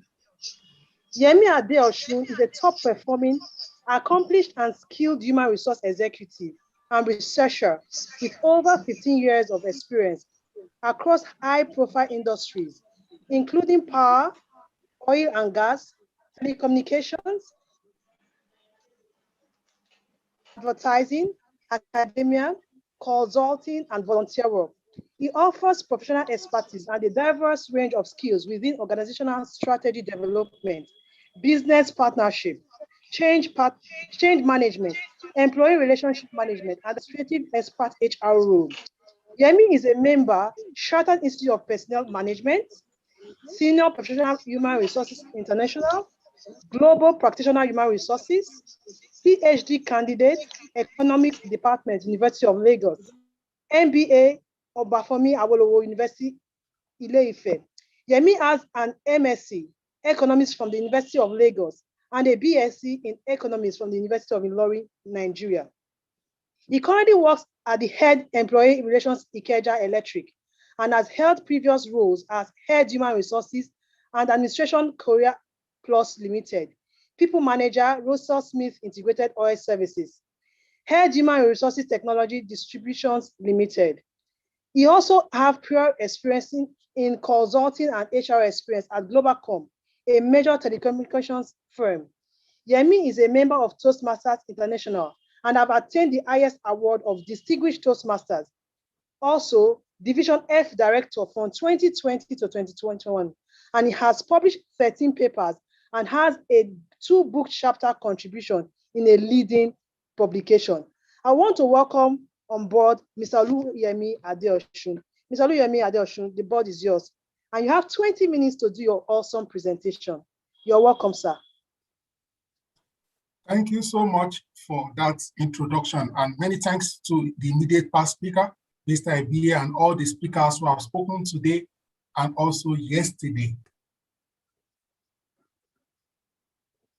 I would like to welcome everyone to this session, and I crave your indulgence. It may be slightly more interactive. I've dropped some questions in the chat box. I will need us at the speed of light to read those questions and then respond quickly. Okay, and the question is, who is responsible for employee brand experience? Who or what function? 2, what organizations do you like their brand from an employee perspective? 3, what do they do that makes you like what? Their brand? Please let's quickly provide feedback in the chat box. Okpemikpo, if you're available, you could also assist to read out responses. Yes, I'm available. We don't have any responses yet. So we have one response: leaders are responsible, HR, and identified cultural ambassadors. I imagine that those will be line appointed or nominated ambassadors, if you like. So that's about the responses. Who is responsible for employee experience? I mean, whilst we wait for other answers, I think it's a combination of the leaders indeed, and with HR supporting them and coaching them to do the right things. Somebody says management team, CNN. Some others think it's HR. Fantastic. Everyone, someone says everyone in the organization. I don't know what everyone means. If it's management and HR or every single person in the organization. Management of the company, joint ownerships and joint ownership, employees, management, workplace culture. All line managers, but supported by HR. I think I like that one. Fantastic. Okay, so let's quickly go to the second teaser here. So I have some statistics, global statistics. The first one says that 75% of job seekers consider an employer's brand before they even apply for a job. Okay, the second statistic says that 96% of employers believe that their employer brand and reputation can positively or negatively impact revenue. And the third statistic says that about half of job seekers indicate that they had read company reviews in their job search. And 30% of those look for positive reviews regarding compensation and benefits. So my question to everyone on this call, if you have ever changed jobs or you are currently working, just yes or no. Did you check for that organization online? Yes for checking online, no if you didn't check online. Quickly, please. I want to see how we try to get information about prospective organization. Did you check online? Did you reach out to a friend who works there? Or all you are just interested in was just, oh, how much are they going to pay? And you are ready to start. Let's see if we'll get some feedback quickly. Yeah, we have quite a number. We have a lot of people saying, yes, they checked out online. Most people checked. I think just one person out of like 7 to 10 people have said no. Most people have said they made inquiries and it's online. Okay, fantastic. Thank you for that feedback, and thank you so much, Okpemikpo. So let's just make progress, just to provide some context and to carry everyone along completely. Employer branding is the perception in the minds of your past, current, and future employees. So every organization technically will have 3 categories of employees. Past, your alumni, people who are currently working with you, and employees who will join you anytime in the future. So employer branding will communicate the company's culture to future employees or to current employees, promising them an environment that nurtures and shapes their dreams. It helps a company cut through the competitive landscape in recruitment and stand out as the place to be for any aspiring employee. Okay, so this brand is not built through the conventional channels of mass media. It is the best propagated through your what? Employees. Okay, and so you will now see that there is a correlation, there is an interplay between employee experience and also what? Employer brand. Okay, so when you are looking at employer brand, employee experience talks about walking the walk. Employer brand is about talking the talk. So there are 2 sides of a coin. Your employer brand, what is the promise? What are you selling? What are you showcasing to potential or to your current employees? In other words, what are you using to attract? Sometimes we also call it EVP, employee value proposition. Why should people leave any other organization to join you? Why should people leave a city and relocate to another city where your company has presence so that they can join you? Okay, so employee experience is the key to employer branding. Now, Jacob Morgan said something very profound. He said, in a world where money is no longer the primary motivating factor for employees, focusing on the employee experience is the most promising competitive advantage that organizations can create. And quite a number of speakers in this program have alluded to this, okay, that profit is no longer what? Enough. Profit is no longer sufficient. How do you treat people? How do you people have spoken about CSR, corporate social responsibility. Also, there are multinational organizations that have provided some insights as to people. For example, SDG 8, okay, Sustainable Development Goal 8, talks about the decent work agenda, okay? The ILO, International Labour Organization, has also communicated repeatedly to organizations and relevant stakeholders on the need for what? For decent work agenda. And so employee experience also emanates from legal framework, from the labor law of the respective organizations and the value employers, people, the society place on employee. For example, do you see your employees as part of your operating costs? So do you see them as an expense or do you see them as an investment? Of course, when chips are down, what do you do to expenses? You try to cut them off. You try to downsize. You try to right size. However, what do you do to your assets? You try to, leverage on it. Okay. So the Global Force Human Research Institute defines employee experience as a positive, powerful, and ultimate human experience in which employees are able to invest more of their own self into the workplace. In other words, people will apply their discretionary efforts. They are not just doing 8 to 5, even when they are dreaming, when they are sleeping, when they are in transit, subconsciously and consciously, they are thinking about the workforce, the organization.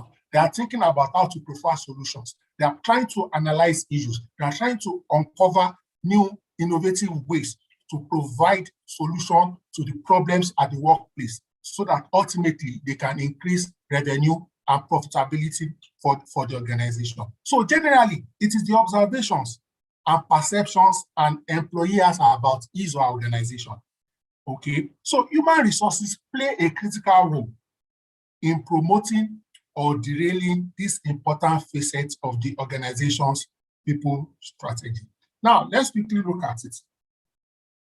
What are the ways that employee experience manifests? 1, culture. 2, the physical area. And 3, technology. What is the culture in your organization? We all know that different organizational culture can either attract, retain, or can even repel employees. When I talk about the physical environment now, for example, components like the office ambience, the seating arrangement, do you have an open door policy? People like, if you go to certain organizations and you enter their premise, it will almost look like you're in another country. Why? They invest. I know a particular organization, they repaint all their walls every six months because they want it to be clean, they want it to be neat. Then technology, what kind of tools, okay, are available to your site? Can they work remotely? Can they track information easily? Can they collaborate with their colleagues so easily? So central to employee experience are the following. 1, the organization's vision, mission, and strategy. It is very key. So the way you communicate this is also as important as the substance of the vision, mission, and strategy. Clarity and nature of work. So that means you have to pay attention to the job description, to the assignments, to the task. Are they meaningful? Are they purposeful? Are they worth, waking up early in the morning to go and pursue? Now, also the personal development or growth potentials that are available in the organization. that the human resource function or the management has put together to drive, the knowledge and the competencies and skills of the employee. Again, communication and engagement. This is very key.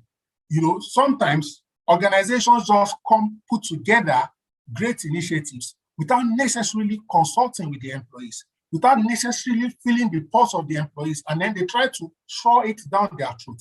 Don't forget, one man's meat is another man's poison. Compensation and reward. We just spent quality time looking at it some few minutes ago, and then organizational change management and capacity, which Emma Clark eloquently spoke about. Now, at this juncture, let me just mention a few things we can do to improve employee experience. I'd like you to know there is a moving target. It is dynamic and it is not static. What you did and the employee will praise you yesterday, you may repeat the same thing today and they will look at you like, what's wrong with this HR? What's wrong with this management? First and foremost, okay, you have to engage. You have to consult.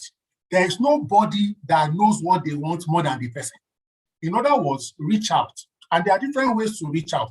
You can reach out through the unions, if it's a unionized environment. You can reach out through, through stay interviews, where you administer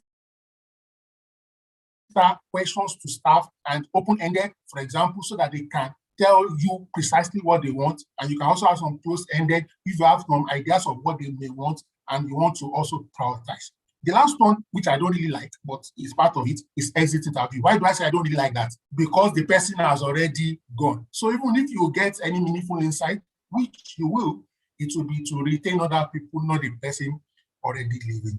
Now, after providing that feedback, that the starting point is to ask the employees that, what experience do you want? And what programs can I put in place to help you? Another point I would like to quickly make at this intersection is that you must have a buffet of programs. There is no one size fits all. So for example, if you say, oh, let us introduce breakfast at work, while some employees may say, wow, this is a beautiful idea. Some other employees will say, why? Just monetize it, give us the money. So which means you must have multiple complementary programs so that each segment of the organization, of the workforce, will find something they truly value that will enrich their experience. We've already spoken about the different generations in the workplace. If you are working in a multi-generation organization like I do, you will know that what generation Y likes, generation X may not like. Some people say, give us upfront payment. Some people say, pay us in arrears. Some people say, save our money for us. Some people say, no, pay me once and for all. Okay, now next thing, you see, when it comes to employee experience, every touch point is important. Generally speaking, even from your career page, when all your social media handles, okay, so if a potential employee goes to your website, how engaging, how interactive is your career page? Would they, for example, see testimonials there? Would they be able to get insights into your organizational culture? Would they be able to get insight into organizational space? Now, let's assume the employee, has scaled through the first hurdle. So your recruitment process must be what? Must be professional, must be warm, must be welcoming. Even when you turn people down, when you say no, you must say no in such a way that they will have a good impression. So that means the way you conduct your interviews, it must not be like an interrogation, as if they are at a police station, okay? You must also show that while you are trying to ensure the employees are a good fit for you, you're also trying to let the employee determine whether your organization is a good fit for them. In other words, you treat them with respect, not as numbers. Of course, when they come in, the onboarding program must also what? Build on this employee experience. Okay, other things like mentoring, employee feedback program, robust internal communication, okay, reward and recognition, okay, performance reviews. Many employees like feedback. So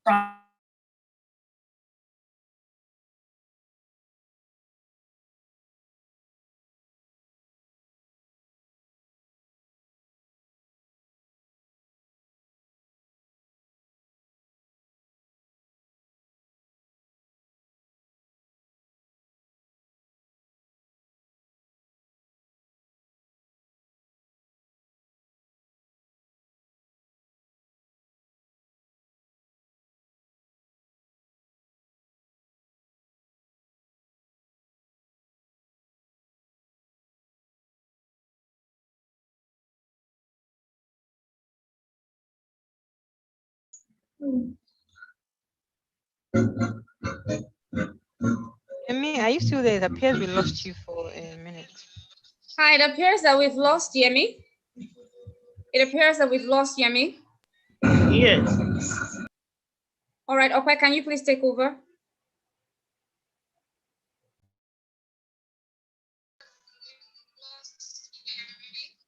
Okay, just 1 second. Let me see if we can reach him quickly before we choose to move on.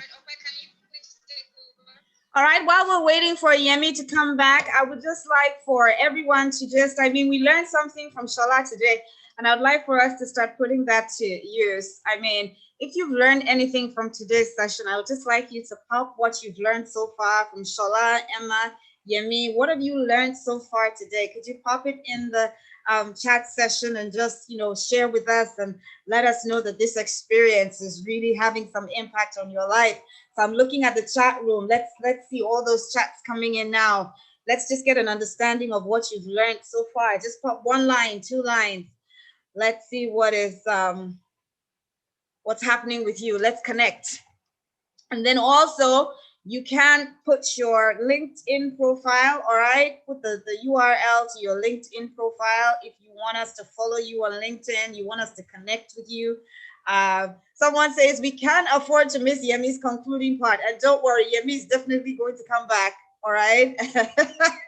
Yemi is definitely going to come back and continue this, all right? Okay, so looking out for the chat. Are we saying that we haven't learned anything? I'm looking out. Yeah, fantastic. Bola Joko says that she has learned that I need to learn how to interpret numbers. Fantastic. Bola Joko, very important. Numbers are critical.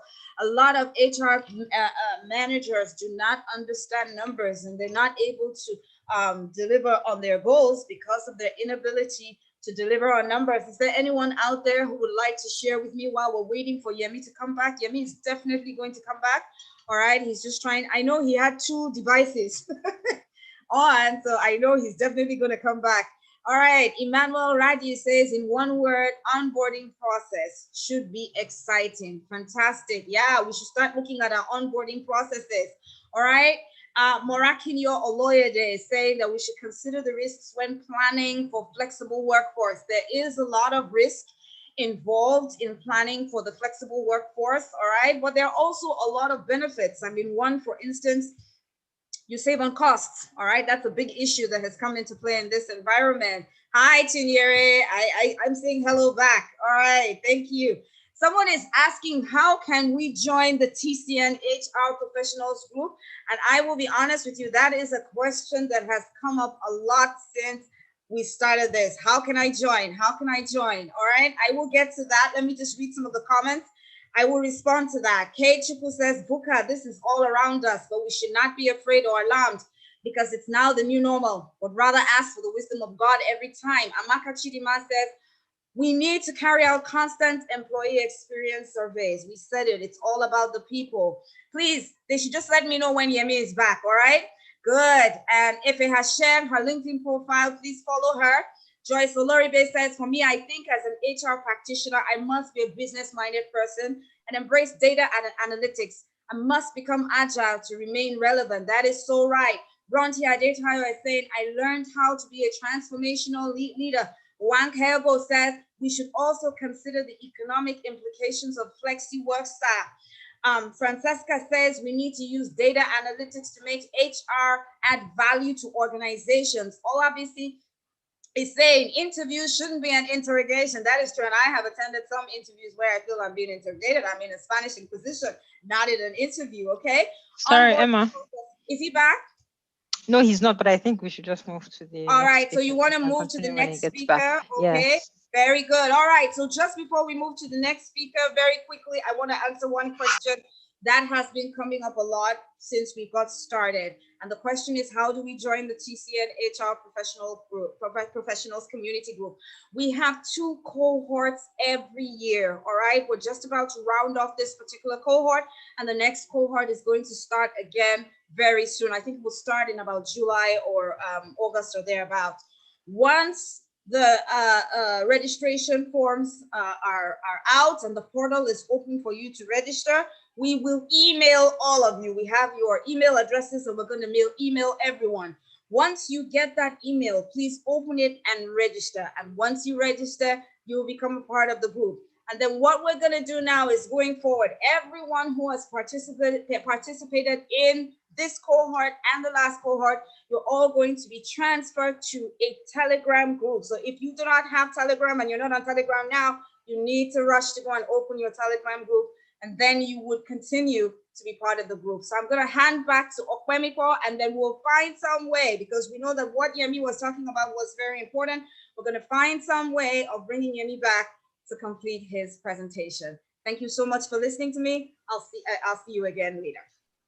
Thank you, Emma. Thanks everyone for staying on. I think the network is really messing up today, so we just have to find a way around it. That's the thing about being flexible and agile.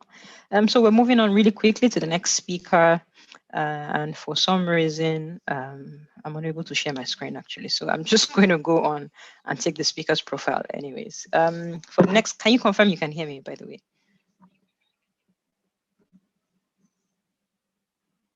Can someone please confirm if you can hear me? Yes, we can hear you. Yes, we can hear you. Okay, great, thank you.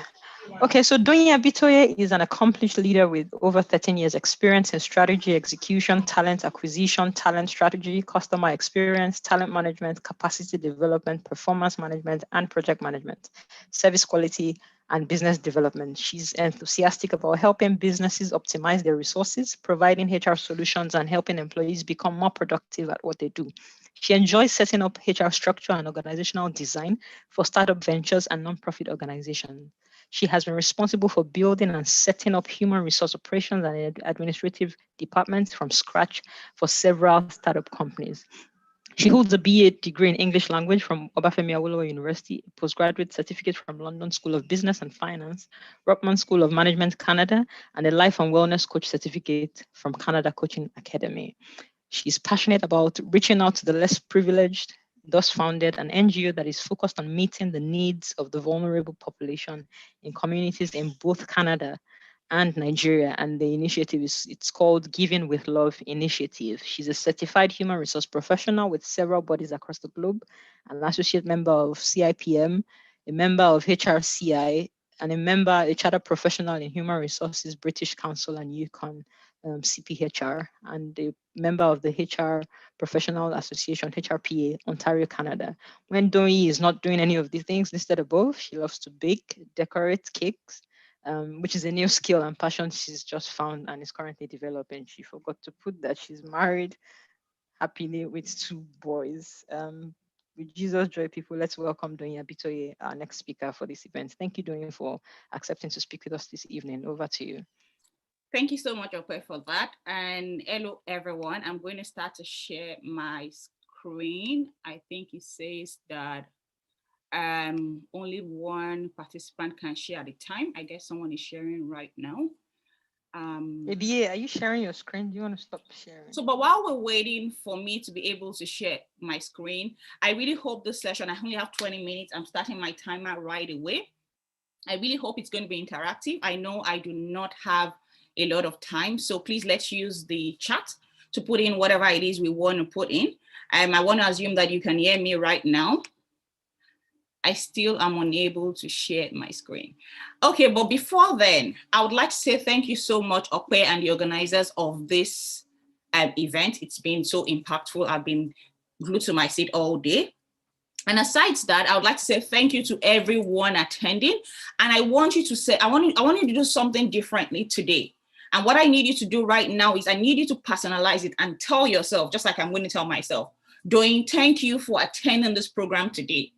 I want everyone to say that to themselves.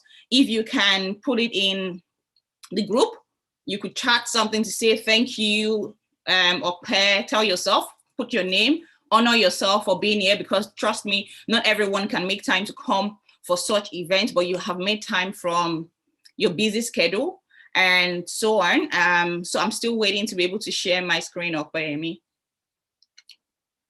I can see people chatting. I mean, like, just appreciate yourself, honor yourself. That's the that's the beginning of you being able to enjoy your total. Go ahead and try mental now health. and see if you can share your screen. I still can't. Okay, yeah, now I can. Thank you so much. Okay, great. Thank you so much. I can share my screen right now, and I will move to, so this is my first slide, saying thank you to everyone for being part of this program, for attending. And the next, what I'll be talking about today is about mental health. And there's something that says work-life balance and meeting fatigue. If you don't mind, just put in something there to, if you know what it means or what mental health means to you, just put it in the chat. And before I move to my own slide to explain what I have here. So with what I have here says that by WHO, that's World Health Organization, they define mental health as a state of well-being in which an individual realizes their own ability and they can cope. Please take note of the things I have highlighted in here. They can cope with normal stresses of life and in which they can work productively, fruitfully, and also able to contribute to their community. So as individuals, as HR, custodian of HR, and also custodians of people, one, we need to be mindful of our own mental well-being and also the mental well-being of people that work in our organization. Aside that, because I'm trying not to take so much time, I would also like to, if you could just, someone just put in what they understand as work-life balance. Some people would say there's nothing like work-life balance, that it is work-life harmony, because life itself is what we live and the work we do is part of life. Amongst other things that we do, our career, our leisure, our families, and so on and so forth. But the definition that I have here today, guys, says work-life balance is a broad concept, including proper prioritizing between work, that's your career, your ambition, your business, whatever it is that you're doing, and also life, which includes health, pleasure, family, spiritual, and so on and so forth.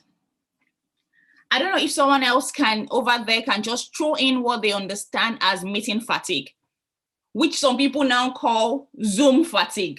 In other words, with what is happening around the pandemic, a lot of isolation, we find out that a lot of people are having meetings online, just like we're having. I'm sure if we didn't have COVID, we might be having this meeting in a hall somewhere at the church and so on and so forth. So my definition here says meeting fatigue is the tiredness, anxiety, or worry resulting from overusing virtual platforms such as Zoom and so on and so forth. And also when you have too many in-person meetings, sometimes you get to experience meeting fatigue. But anyway, I'm not going to spend so much time on this slide. I'm going to move to the next slide, and that is to share some statistics with you. Recently, Oracle had sent out some surveys to its employees during this COVID period, and they found out that 76% of workers believe that their company should be doing more to support mental health of the workforce. And I'm sure also as HR professionals, a lot of people in our organization right now, considering what is happening, the pandemic and everything around, and just like Emma said, the VUCA world that we are in right now, our employees expect a lot from us in terms of mental health. What are we doing as HR professional? Also in this survey, we can see that 78% of the workforce is saying that pandemic has negatively affected their mental health. And I'm sure you totally agree with that. And finally, on this, my statistics is showing that 85% of people say that their mental health issues are causing them lack of sleep, poor health, physical health. It's reducing their happiness at home and so on and so forth. And I'm sure you can see my picture here that shows when you can balance work and life. The guy wearing the shorts and the slippers on one side and with his suit at the other side, being able to juggle everything he wants to do with bottle of wine, music, and so on and so forth. So that's what we are asking for. We want to be able to juggle all those things, being able to balance them, being able to harmonize them. But anyways, I will move to my my next slide. I can't view the chart right now. Okay, I mean, in case there's any question, in case there's anything you think I need to know, you could just chime me or let me know about that. So the next thing right now is I'd like to ask a question. I don't know, people could just put it into the chat. Reasons why people experience mental health issues or problems. I'm sure there are a lot of reasons people would have here why they think people experience that. But so that I don't waste so much time with what I have here, some could be, it could be the pandemic, it could be normal, maybe a person just has some mental issues as in terms of health. It could be trauma, it could be bereavement, it could be some childhood experience and so on and so forth. But anyways, we won't dwell on that because the reason why we're here is to see how we can improve that and how we can juggle things, even despite the stress that we have around us. So sometimes we ask ourselves, what are the signs? We see quite a number of signs that shows us that someone is experiencing mental stress. I don't want to say problem because then it sounds like it's a terrible thing. And don't let us forget, I'm sure we all know that we are all emotional beings. So meaning that sometimes we are anxious, sometimes we are happy, sometimes we are sad, sometimes we are moody and so on and so forth. So that doesn't imply that you have any mental problem or issue. So, but when it becomes very consistent, so I have some things that people say. So for instance, if someone becomes withdrawn for more than 2 weeks, if someone stays very depressed for so long, the person doesn't want to get out of bed, the person doesn't want to talk, someone that you notice that would always talk. So the same thing as HR people, we notice that this employee used to be full of life. All of a sudden they're withdrawn, all of a sudden they're feeling very anxious, or someone opens up to us and tells us that I feel like killing myself, I just see things speaking to me and so on and so forth. Those are signs for us to take note. And as HR people, I believe right now most organizations already have plans. Like some people have EAPs, that's employee assistance programs. People already have even all those things tied into their health programs. So these are the times where we can start to tell them that they can, either we listen to them first or we advise them that they can seek out those kind of help. But anyways, I'm not going to dwell so much on this. I'll move to the next part. We know right now a lot of people are experiencing meeting fatigue, which some people call the Zoom fatigue. But there are tips by which we can use. I'm not saying you have to use everything, and I'm not saying it is arranged in the order of priority of importance. But one thing I know is that when you're working for so long and you're facing your computers, ensure that you stand up or at least work for 70 minutes at least in a day. Also, another thing you can do is close your eyes and take your gaze away from the computer. Another thing you can do also is that if you have been looking at videos all day, you can try to see if you could listen audio.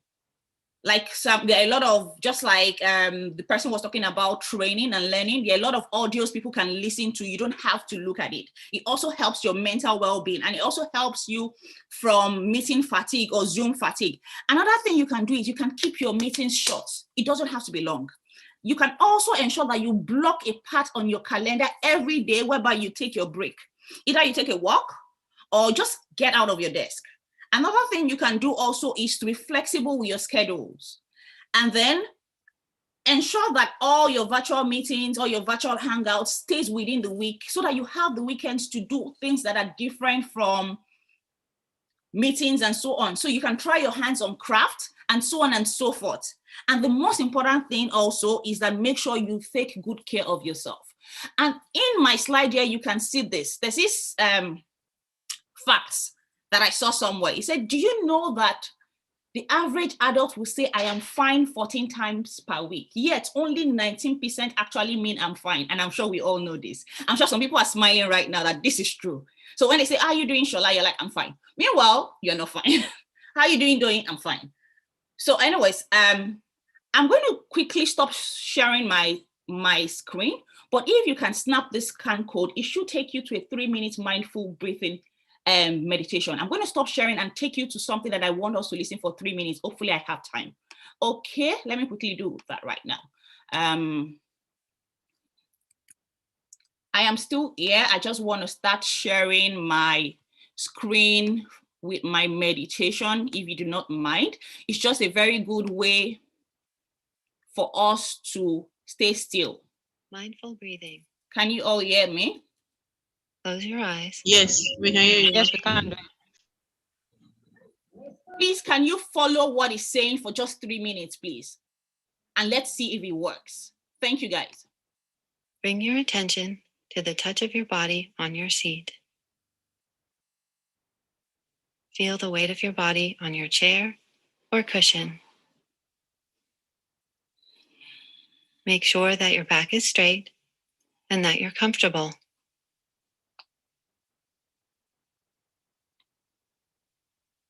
Take a few deep breaths.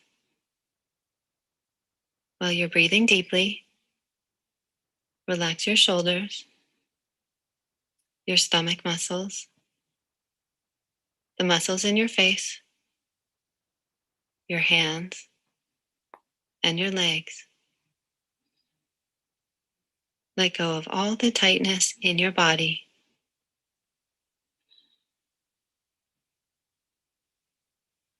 Now bring your attention back to your breath. Notice what it feels like as it enters through your nose, goes down through your throat, filling your lungs, and back out through your nose.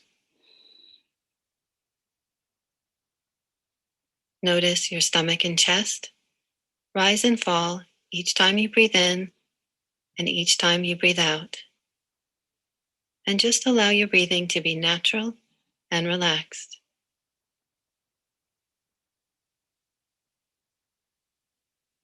Now bring your attention to the feeling of your breath in your nose. Feel your breath as it comes in and goes out. Just focus on this sensation, paying attention to each time you breathe in and each time you breathe out. As you inhale, maybe your breath feels cool. And as you exhale, maybe it feels a little warmer.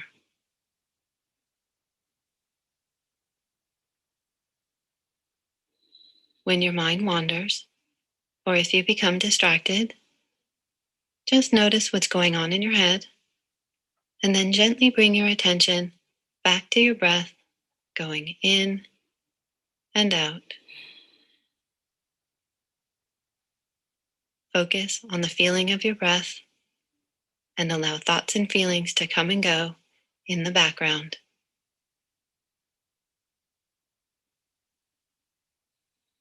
Now gently bring your attention back to the touch of your body on your seat and open your eyes.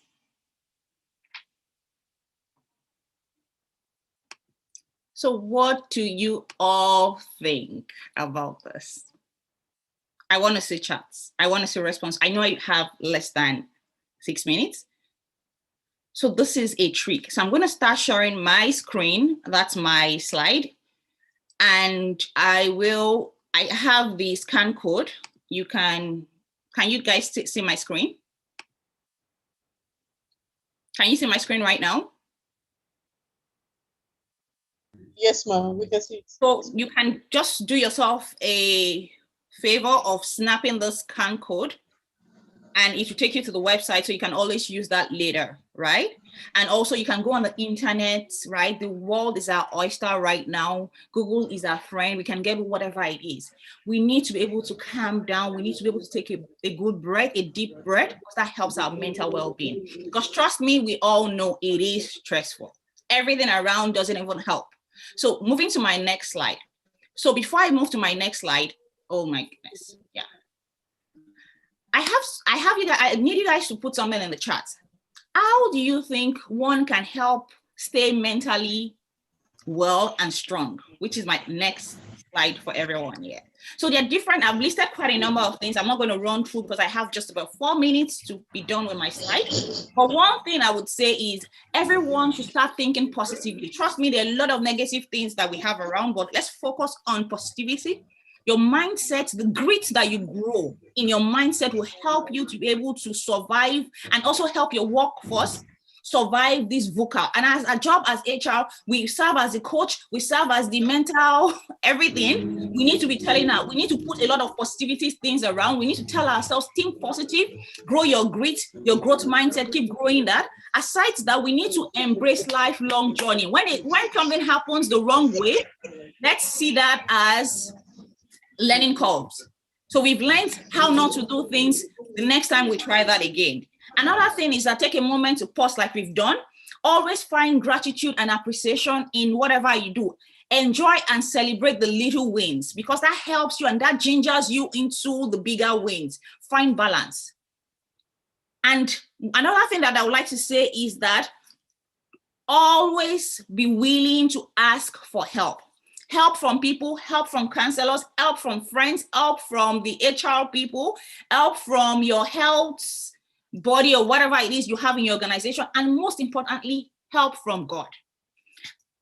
It's a long list of what we can do. Some people would say exercise, do all sorts of things. It helps you stay mentally sane. And I have a picture here to pepper them. Like Okwe said, one of the passion and one of the skills that I picked up this year was, I said I was going to learn how to bake cakes and decorate. One thing I found out that when I'm so stressed from work, because my work is so stressful, I can stay awake till 4 a.m. baking cakes, not to sell, but to give to friends or to take back to the office for my colleagues. So find that thing, find how you can pause, how you can distress, how you can stay sane. Look for that thing. It doesn't have to be anything big. And most importantly, I will take you to the book of God, which is our only book. It's been old and reliable. The book of John 16:33 says, I have said these things to you, that in me you may have peace. In the world you would have tribulation, but take heart. Another verse will say, be of good cheer. I have overcome the world. At this point, I would like to say thank you for listening. I hope it's been impactful. While I wait for questions and answers, I would like to share my LinkedIn profile and my IG. You can scan this code also. I'm sure you'll be like, what's the thing with this scanning of code? You know, when you learn one trick like that, you just keep using it on and on. So I'll leave this on while I wait for questions and answers. Thank you so much. Thank you so much, Doyen. This has been like one of the most interactive chat sessions. Usually people wait for the end of the session to ask their questions or make their comments, but this session has got everybody just buzzing on this, and everyone is appreciative of this. I mean, Lagos is quite a difficult place to live in, which is where most of us are, and I think every once in a while we need to really sit back and reflect. A lot of nuggets you have shared, and it's important that as HR professionals, you can't give what you don't have. So if we don't relax, there's no way to support the business. We have a couple of questions here, actually. And I'm having to scroll up because they're just saying thanks, refreshing and all that. So let me just them. So one of the questions is, I mean, there's a whole lot of literature around that suggests that mindfulness stems from Buddhism, right? And so people are asking, as Christians, right, which many of us are, how do we situate that, or how do we, manage? Am I supposed to be practicing mindfulness as a Christian, since they say it's Buddhists that do that and all of that? So if you just shed light on that for a moment. Okay, so what I will say is, the Bible says that all things are lawful, but not all things are expedient, right? And aside that, they tell you that you listen to a lot of things, but you sieve them. Trust me, we've heard a lot of things in this world. We have seen a lot of things happen, even in churches, right? But at the end of the day, we sieve which works for us, right? Trust me, I'm a child of God. I wouldn't be found dead practicing Buddhism. But the point is, I'm sure you just saw that video. All it was just telling you is forget everything around you. Be mindful of your presence. Just drop it. Control your breath. It's not, we didn't have to do a Buddhism pose. We didn't have to do that. We didn't have to stay in a special place, right? It could be anything. And then I'm very sure right now, there are Christian ways of, I'm sure there'll be a lot of things online about how you can meditate in the godly way, if you are not okay with those ones. I hope that answers the question. Okay. In fact, we have someone who's put a scripture, Psalm 46, verse 10, and it says, meditation is Christian. solitude is the practice. So that's a good one. Thanks for reflecting that. Someone had highlighted earlier that they didn't quite get the tips on the Zoom fatigue. So if you just flash your slide back there, but I had taken a picture of it and I'll just read through that. And some of it is no meeting day. So as much as possible, if you can have like a no meeting day, in your offices, just look for low hanging fruits. Block time on your calendar just for yourself. Because if you don't, you find that employees or line managers continue to fix meetings with you. So if you just block out time, it shows that you are busy, but that time you're actually using for yourself. Take care of yourself, take walks, stand up. With remote working or flexible working, if you like, a lot of us are sitting in one place for a long time. And so it's just an encouragement for you to get off your seat and just stretch yourself every now and then, which is what you put there. Then keep meetings short. I think I had put in a comment there saying that excessive meetings, when you asked what is Zoom fatigue, is excessive meetings based on the assumption that because I'm at home or in a comfortable place, right? So I can have a meeting. I'm not commuting, I'm not driving. And even if I'm driving, right, it's just your phone, just connecting a meeting. But no, those things actually wear you out. So it's not enough to be driving. There's a reason why they say you shouldn't take calls when you're driving, because people have had accidents because they get a call or a news that they are not happy with. So I think it's important that we're mindful of that. So if you, after this slide, if you can also share the thing about the QR codes, people are interested in that as well. And then there's a question about how do we manage stress to improve our mental health?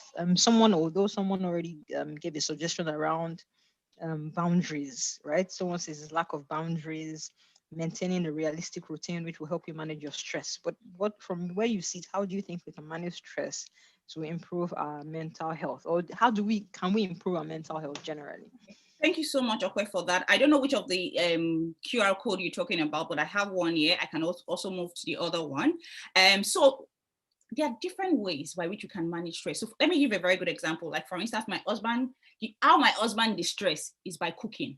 He loves to cook. When you see my husband in the kitchen doing a lot of, not even the typical Nigerian food, maybe just doing steak, something out of this world or whatever it is, it's because my husband is stressed and is trying to distress. Meanwhile, for me, if I want to distress, my best way of distressing is staying in bed and just either watching a movie that won't, either you're not doing jazz or you're not shooting, but just maybe a love movie or something that just that keeps me calm. And then close all my windows. So different people distress. And right now that I found baking is another way of distressing. So I'm just trying my hands on different things.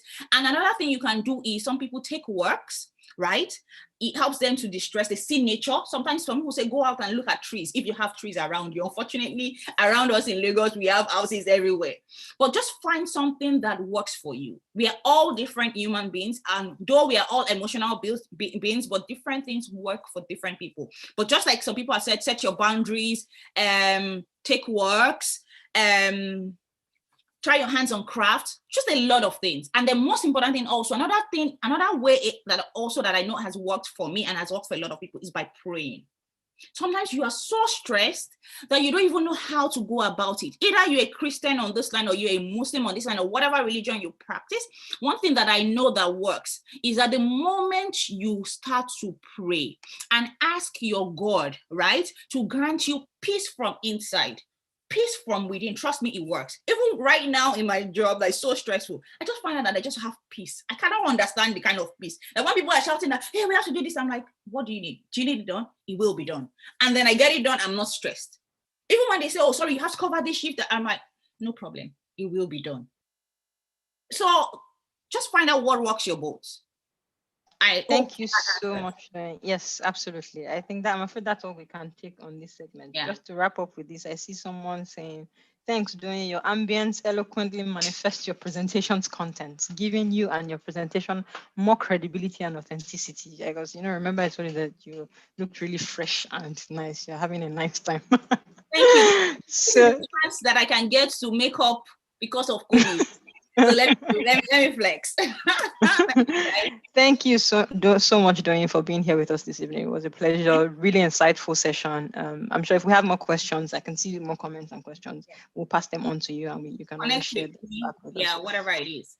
But we're so happy to have had you here this evening, taking time to be here with us, regardless of your time zone in Canada. So thank you so much, and enjoy the rest of your evening. Thank you for being with us. Thank you. I'm going to be here to the end of the program today. All right, thank you so much. So we're moving on now to the last speaker. If Yemi we pray that he's able to get back. We have to bind the devil this evening. But we'll just hand over to Toby to take the profile of the last speaker, Uzo, and then we'll just hand over to Uzo to take it away from here. Over to you, Toby. All right. Good afternoon, everybody. It's nice to be here and take the profile of the last speaker. I can see your screen. Okay.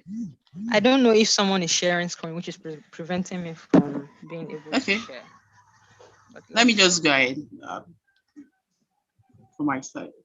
All right. So Uzo Amara is a HR professional with over 12 years experience in energy, financial services, construction, and public sectors. She's currently the reward management advisor for leading energy company in Nigeria. In this role, she led design and implementation of reward programs and developing deep expertise in shaping reward management strategies across different organization maturity levels. Recently, she was on the board HR advisory committee for GACN. Before this role, Uzo Amara worked as HR business partner for multiple business areas. In these roles, she worked with a range of stakeholders to translate functional business strategies to HR strategy, programs, and activities. Uzo Amara, a lifelong learner and continuous improvement enthusiast. She has a passion for people development. She enjoys life coaching, having enjoyed working with her first clients, her 2 teenage sons and little daughter. She also has special interest in coaching indigent youth. Uzo Amara holds a master's degree in human resource management and industrial relations from the University of Manchester. She is a graduate of sociology from Imo State University, and she's a member of Chartered Institute of Personal Development, CIPD, and Human Resource Professionals Association, HRPA. With Jesus joy and clap, can we welcome Uzo Chukuma Udoma? And you have the floor now, ma.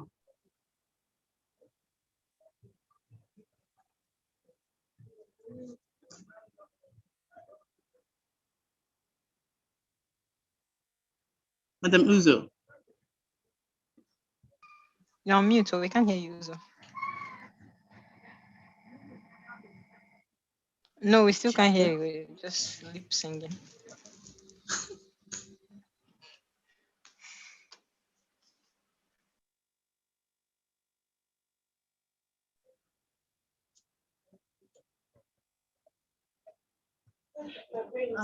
She's still on mute.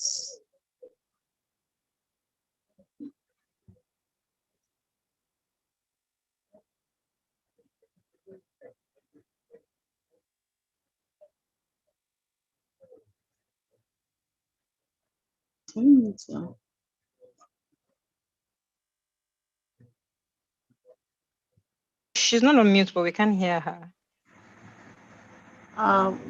Voices. So do you want to check your headset? Because we can't hear you.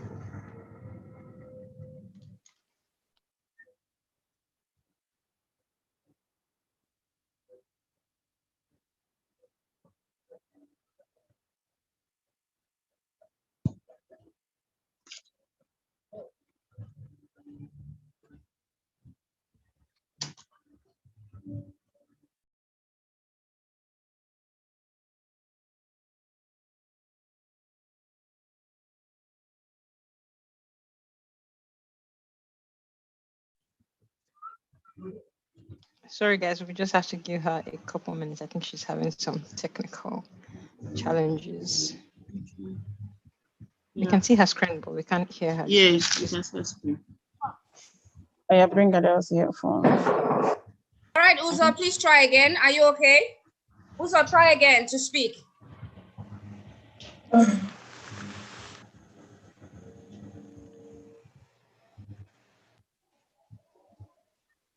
Let's see. Is this the one? What's this one? So we can hear you now. Okay, you can hear me now. Okay, fantastic. Yeah, we can hear you now. Sorry. Okay, so my son was helping me sort it out. So these things can just mess you up at the last minute, but we thank God we're back here.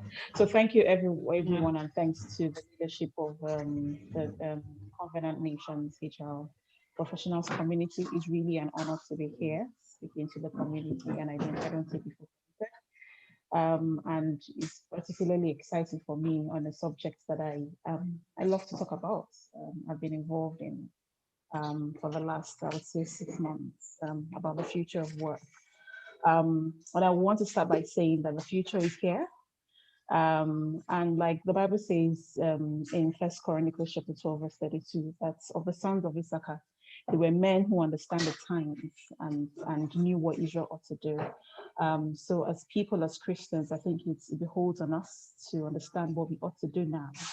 And I'm happy that the community has provided this opportunity for people to learn. So my discussion really is about. Sorry, Uzo, can you please turn up your volume a little bit? Uzo, your volume up, please. Your volume, just if you increase your volume. Okay. Okay, it's a bit better now, but if you can go up a little bit more, that would be great. Thank you. Okay. All right.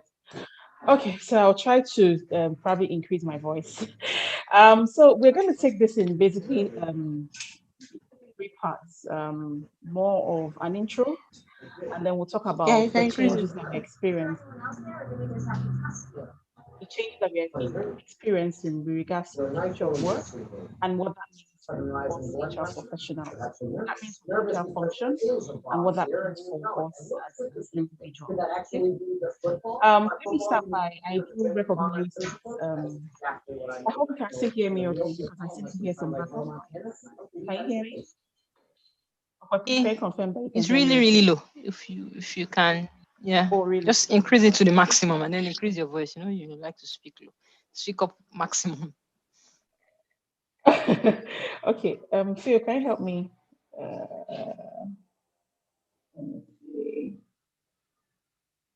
This is really like, hello. Let's see. Is this better now? Yes, it's better, but stay on this mode. Stay on this mode. Yeah, can you hear you? Okay, it's really at the maximum. Okay, I will try to raise my voice now. So essentially, what is job design? Job design really at the end of the day, we want to be able to know that each organization has all the jobs that it needs to be able to deliver on its purpose. So you have your group of jobs, and you also know what each job entails, how it should be done, how it relates to other jobs, and essentially the structure of the organization and the support that people need to do that job. At the end of the day, we want to be able to deliver to the consumer efficiently and sustainably. Efficiently because we want to deliver at the lowest cost. And sustainably is very important. I sat in the session that where Emma talked about VOCA. It's an everyday reality right now. The future, it's moving at a very fast pace. The future is spelled as change. And the nature of the change is unpredictable.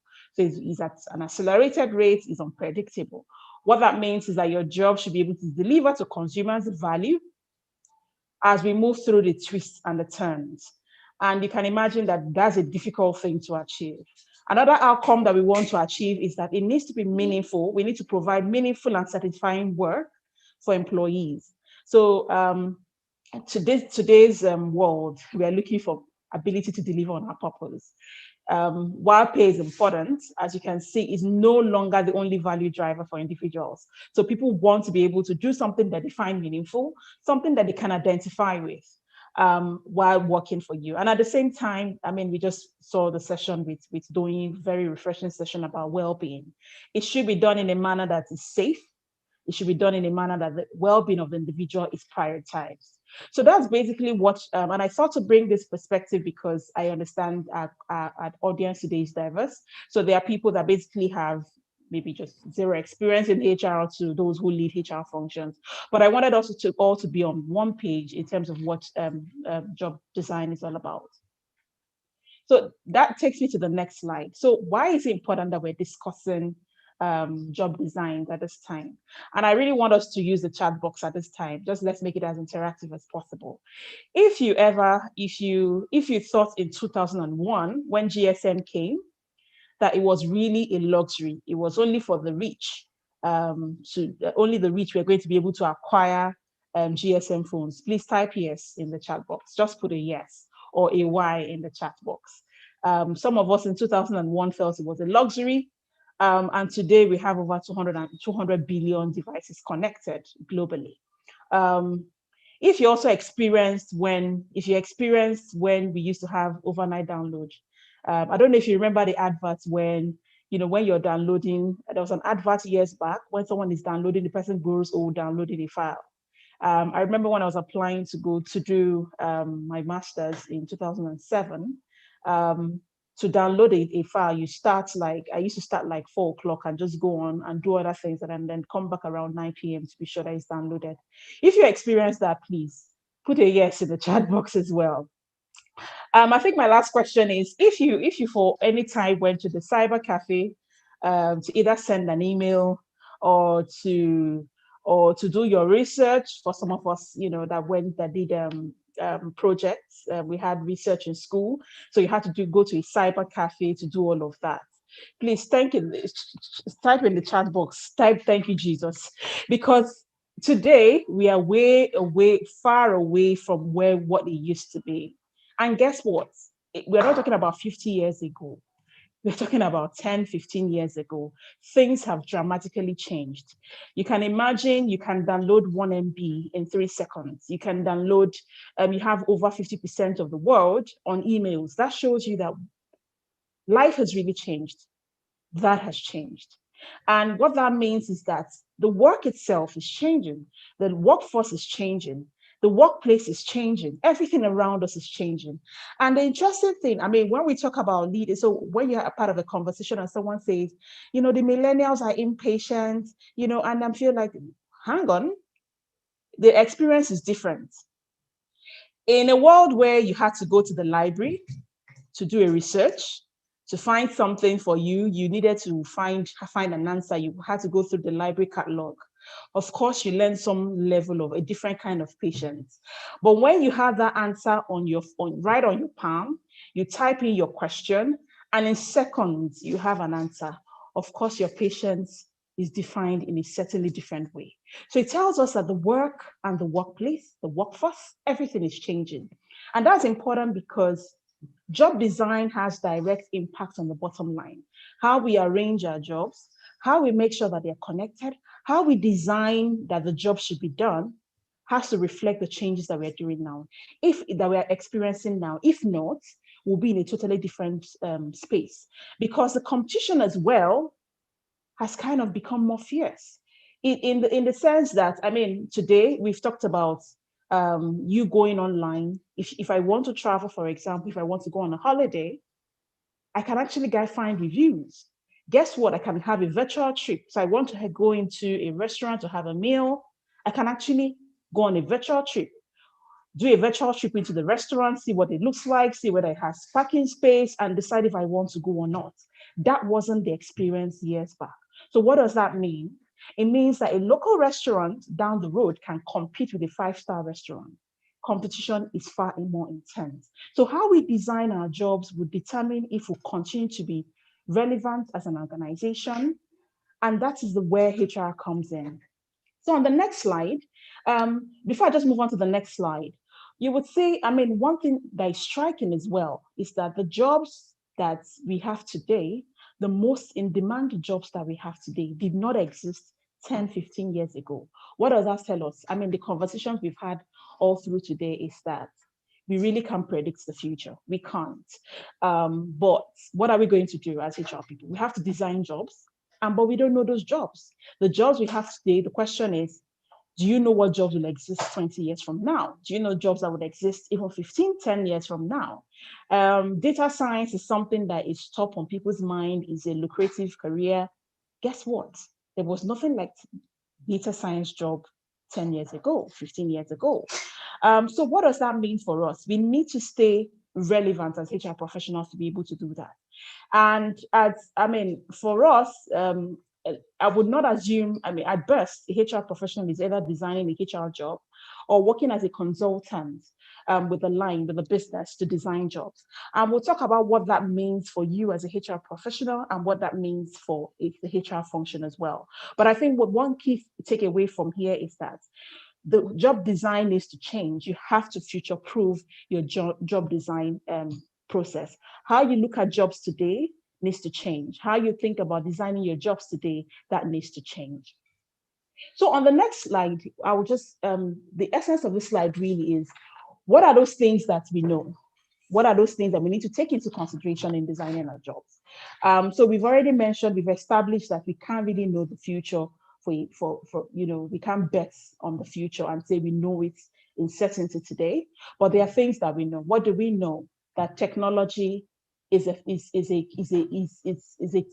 leverage, is an enabler today. Technology, it's rapidly changing our world. It's changing it in an explosive manner. What does that mean? Technology is an enabler for you. You can leverage it today. We've talked a lot about the demographic shifts that we've experienced, about the millennials. I was having a conversation in my profile. We didn't talk about my two teenage sons who I regularly have conversations with. And one of them, and I was having a conversation with one of them, and I did say, I'm a digital native. And he looked at me and said, no, mommy, you're a migrant. And I said, no, I'm not a migrant, I'm a native. But when I look at my 5-year-old actually on learning online, actually telling others, I think you need to mute your mic, giving them advice on how they need to use their systems, I admit, I am a migrant, I'm not a native. What am I saying? We're having a generation that actually from birth, for lack of a better word, from cradle are having to use technology. So the way they use it, the way they appreciate it, the way they look at it, the way they have embraced it is definitely different from what you had 25, 30 years ago. So what does that mean for the workplace? It means that the experiences, the expectations are different, and that is a change for us. Also, I've talked about if I had to work in today for a meal at a restaurant, being able to do a virtual trip, a virtual tour of the restaurant tells you that the consumer is empowered. So what does that mean for your business? You have to take that into consideration. Green growth is about, and I don't know for my industry, green is something that has come to stay. Today, we're talking about global warming, we're talking about climate change, we're talking about how do we ensure that we keep the earth, we maintain our earth. That is driving businesses, that is driving change.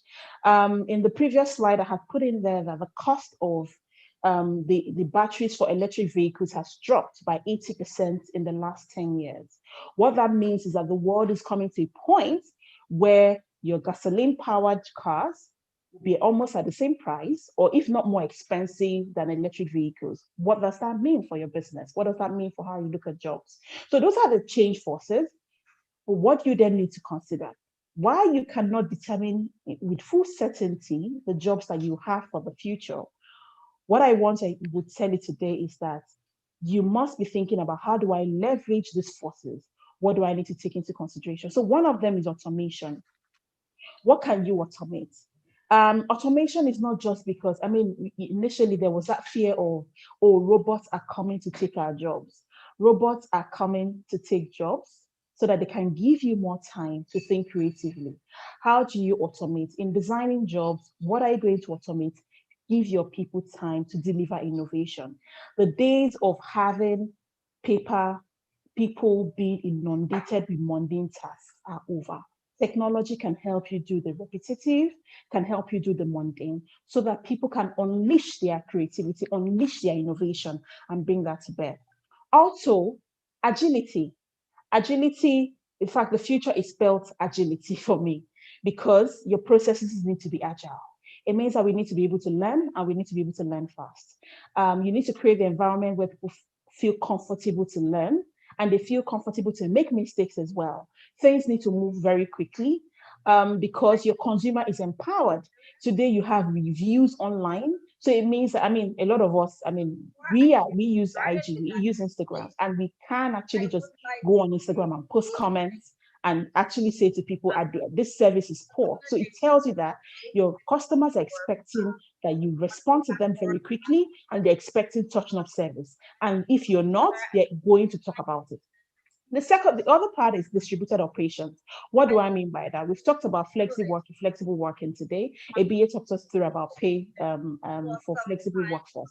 What it means is that we should be looking at location independent designs.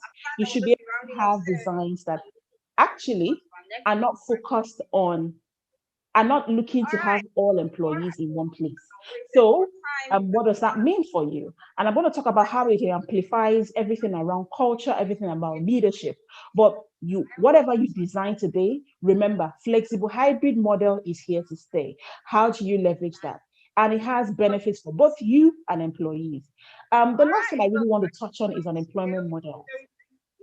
And one thing that, I don't know if you've ever heard of this, that, today to exchange employees the way you have it in football. So you have in football, Chelsea will decide that one of their players will go on transfer to another club and then be there for some time and return. That is the model today. The point being that you don't have to have all employees on your permanent establishment. They don't have to be your permanent staff. I know we have always known outsourcing as a cost-cutting measures, but colleagues and friends, outsourcing is also an enabler of innovation. Netflix at some point needed a program to help it, track how people were using, how they could select movies, how they could recommend movies. And at some point they realized, we can't really do this internally. Our internal innovation capacity on this has plateaued. And guess what? They opened it up and they found the answer outside. So outsourcing is no longer just a strategy for cost cutting. It's also a strategy for improving your products. It's a strategy for getting more innovation. So think about it. Think about what workforce model can I put in place to get more for the value that I need. And finally, social contract. Social contract from a point of purpose. People are looking to achieve purpose on the job. People are looking to work as a force for good.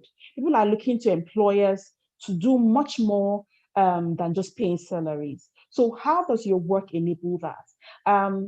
There's a book that I would recommend that we read, How Google Works. Some of the products, and I know some of us are familiar with this story, some of the products Google has today are because they gave people time to do stuff that they found interesting. So the things that were basically their hobbies, their pastime, ended up generating income for Google. How are you enabling people to do much more than work? How are you enabling them to bring their side hustle, in quotes, their gig hustle, in quotes, to help you drive your business? So that's it for me on the considerations. Like I said, the intent is not to tell you that this is the job for the future. It's all just for you to think about what do I need to take into consideration when designing future jobs? I would then go to what does this mean for us as HR people? As for HR function, good understanding of the disruptors in your industry is a must. What is driving the future of work in your industry? You need to understand it. You need to follow it. If not, your HR function will be irrelevant. So you need to understand that and bring that understanding into your job designs. That is your way of future-proofing your job. Secondly is you need to look at how you develop your leaders. Why is that important? We've talked about flexi working, right? Your people are going to be working remotely. Why should they deliver value to you while working remotely? Why should they care about the business while working remotely? Why should they care about your culture? Why should they care about not sharing your competition sensitive data if you haven't led them well? So your leaders need to be exceptional. They need to create the right environment for learning. They need to inspire people. They also need to understand what agility means. You can't stifle people in the new world of work. So that means your leaders are critical stakeholders. And that's very important. As HR people, we can have the best strategies, but guess what? We work with leaders to deliver that. So we need to make sure that we have the right crop of leaders supporting our strategy. And I've talked about, what's the workforce strategy that you're using? How are you resourcing your organization? You don't have to have full-time employees all the time anymore. So think creatively. Where can this work go to? Where can I get the skills that I need to deliver this work? Will outsourcing do it for me, deliver not just on cost, but also on innovation? Finally, you can't leave your culture to chance. Like we said, you basically have to monitor culture. There was a session yesterday about culture, and she did mention that culture is your strategy for breakfast. If your culture is not working, if your culture is not working for you, trust me, it's working against you. Culture is never on the fence. The culture never sits on the fence. What does this mean for you as a person? When we talk about HR and HR function, we talk about people. It's you and I. What does that mean for us?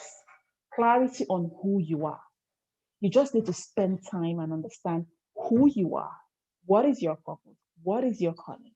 And what does all of this mean for you? Is it time to change career? Is it time to reskill? Is it time to, think of something different? What does this mean for you? Do you find it exciting, or actually it's time to start reskilling yourself? You need that clarity now. If COVID if COVID made you think about the future of work, I'm sorry, I have to be blunt and honest with you. You're already late to the party, because COVID only accelerated the trend. You have to think about it now. Spend time to reflect on who you are, what your purpose is, what your calling is, and what does all of this mean for you. The second point for me is curiosity, courage, and resilience. Curiosity. So I hear a lot about people asking about certificates, what training should I go for? We are at a point where we are beyond the level of trainings. It's curiosity. Learning has to be happening real time. Are you asking questions? Are you asking yourself, are you trying to understand how things are done?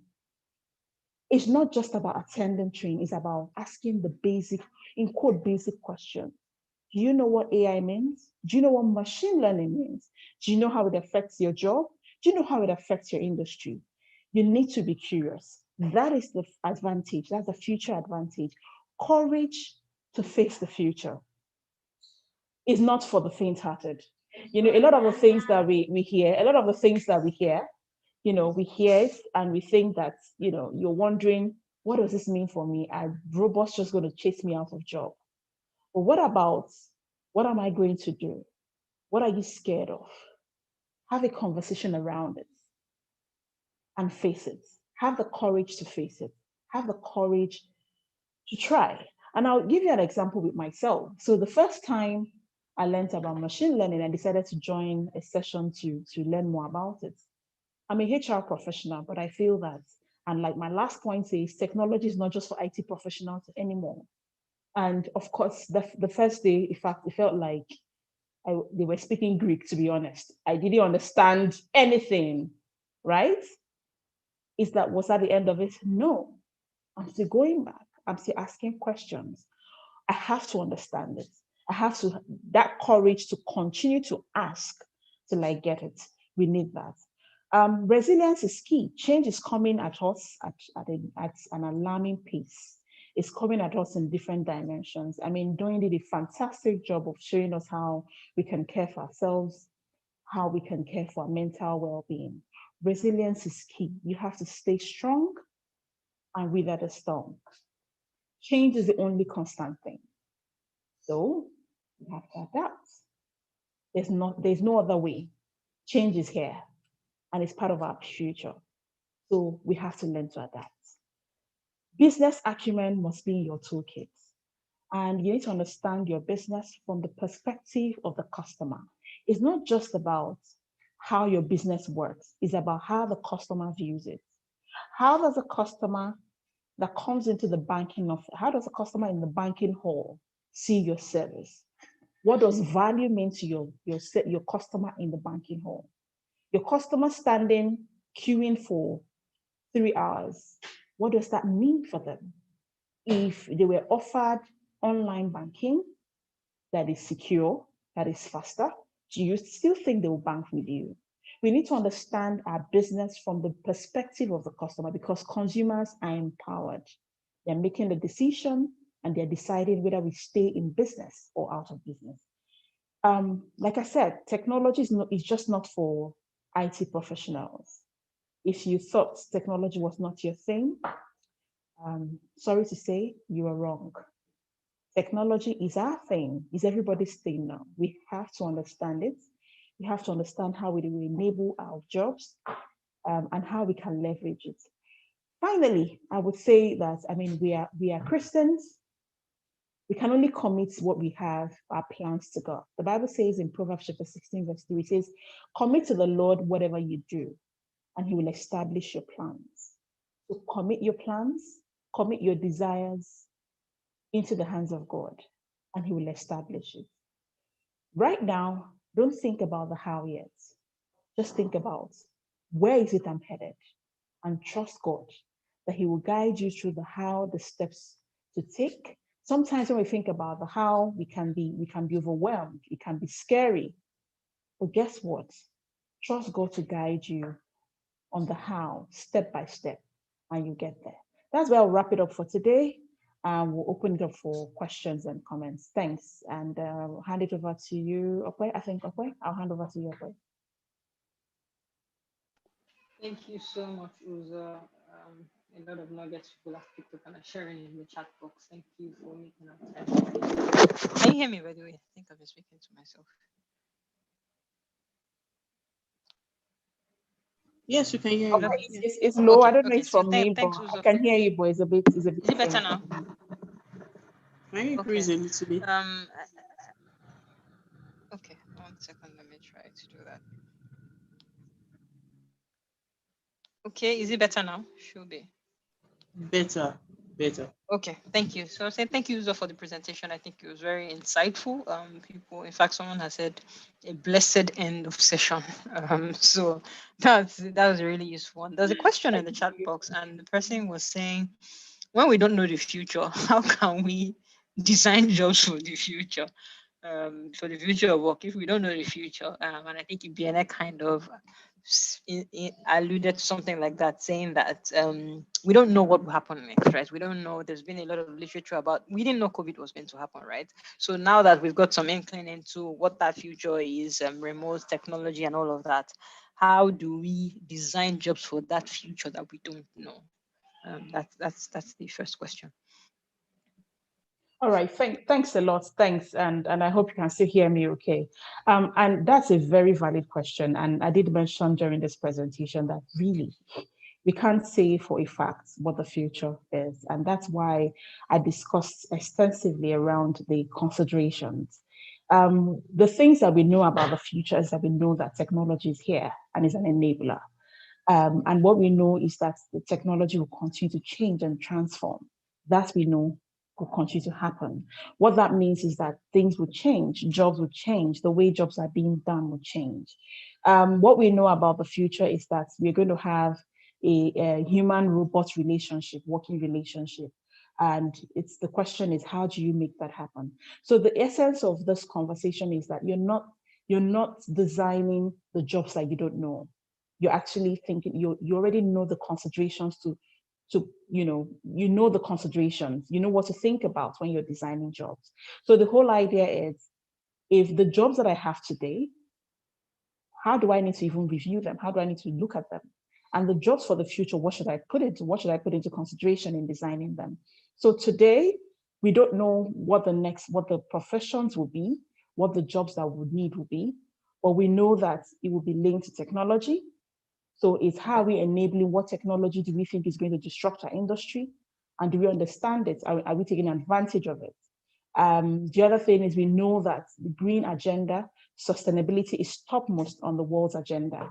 So if your job today I mean, for me, part of my reflection is the jobs, I'm not predicting doom, but for a country like Nigeria, where we are very dependent on revenue from crude. If we then have a world where we have electric vehicles, what does that mean for us? We should be thinking about what does that mean as well for how we get investments for companies in Nigeria. What does that mean for our government? What does that mean for how we structure our deals today, our contracts today? So not to digress, the whole idea is that you know what to consider, you know what to reflect in your job designs, but be mindful that that job may change. That job, in fact, not might, in most cases, the job will change. So be mindful that you're on a journey and you keep, changing, you keep altering your design as the future keeps unfolding. That's the way I'll leave it. Yeah. Thank you, Uzo, for that. We have more questions, but if you can just in 1 minute, because the speaker before doing network, he had to drop off and it's not done with his presentation. So we'd like to crave people's indulgence to just stay back for like 15 more minutes. We're pretty much done. So Uzo, if you can just answer in 1 minute, you teed off already by talking about Nigeria. So the question is, where do you see Nigeria in terms of the future of work, maybe the future of government as well, in line with international best practice? And let me just add, how do you suggest that we manage employees' resistance to change? So, I mean, like you have said, things have moved, and if we don't move, then we are unfortunately going to be left behind. But how can we, as HR, drive and enable employees or get them in a space where they move on from being resistant to change? Because we must move. So if you can just answer that in 1 minute so that we can move quickly. Okay, thanks, Okwe. So let me start with the one around what does this mean for Nigeria? So interestingly, we are, and I'll use COVID as an example. Remote working felt alien to Nigerian businesses for a long time, and a lot of people felt they needed to see their employees in the office. Guess what? COVID happened, and we had to adopt it, large scale. And you see this as well. So the challenge with emerging markets typically is most of the time when we see the developed countries moving, we always feel we are not ready. And then something happens and we have to adapt and it becomes like rushed adoption. But what I would encourage everyone today is, how do we engage at our leadership team that we begin to work a strategy that is not rushed, so we are ready for the future? So how do we plan our jobs? How do we review our strategy so that we are not always in an emergency situation where we are adopting? And I remember when COVID started and I had a conversation with some of my friends and I said, I said to them, you need to have contingency plans for your organization. And it felt like, you multinationals, you always overanalyze these things. And guess what? It happened. And that's what we see. So as HR professionals, I think we need to adopt a mindset that these things are not far-fetched. They are not far away, right? Today, the conversations I see people having is remote robots. Well, we don't have electricity. Oh no, you won't work here. We don't have lights. Till we say it, you realize that actually your head office, you can have a robot seated there. And then we are forced to adopt. So my recommendation is that we look and have a plan. Let's start planning. Let's not always sit and be the last, I would like to say the late adopters, and without actually having the opportunity to think it through. That's what I would say, that be mindful of time. I would say on the other hand, it's also, the conversation around people will always be resistant to change. There's no individuals, it's human nature. It's basically human nature to resist change. But we need to start the conversation. And I would say it in two ways. One is, and I'll come to that, is a blunt way. The first one is the textbook theoretical answer. You should try to get people on the journey, talk to them, engage them, and all of that. But at some point, you will need to have a hard conversation. That difficult conversation of reviewing are these people really the people you need in the organization? If they're not moving and you have to move, then the question is, are they the ones that you need? Like I've said today, they mustn't be permanent employees in the organization. You can actually outsource some of your work. You can actually use, I've met people who are basically working part-time for different organizations, not because they didn't get an offer for a permanent position, but because they feel that it gives them opportunity to broaden their experience. So they rather work part-time, doing very solid work, very experienced people, but they rather be consultants, freelance, working for different organizations. That model exists. I'm not talking about somewhere. It's happening in Nigeria. So the question is, what really do you want as an organization? It's time to review and actually have a difficult conversation. If people are not ready to come on board, then sorry, this train is leaving the station. So you basically have to offboard those who are not ready to travel. If not, your business wouldn't be able to survive going forward. That's what I would live. Thank you so much, Uzo. So if anybody's not ready to go with the trend, we have to offboard them. I think on that powerful note, we will have to round off this segment. As I'm being already accused of partiality towards Uzo this evening. So we have to hand back to our other facilitator, our other speaker, Yemi Adeosun. So over to you. You have about 10 to 12 minutes saying what happened earlier. And then that's the last speaker. So we could do indulgence, everyone. So please just stay on and let's finish up this powerful thing we started earlier today. So thank you for staying on. Over to you, Yemi.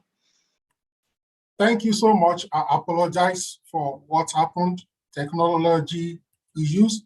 However, back to the subject matter, even when you are managing employee experience from time to time, irrespective of your best intentions, things happen and you may hurt your employees. That's why it's important to have a grievance procedure, grievance management process, so that where there is service failure, you can always come back to correct it. So I was on this particular slide, and I was rounding up on this slide saying that we have team bonding, team building activities.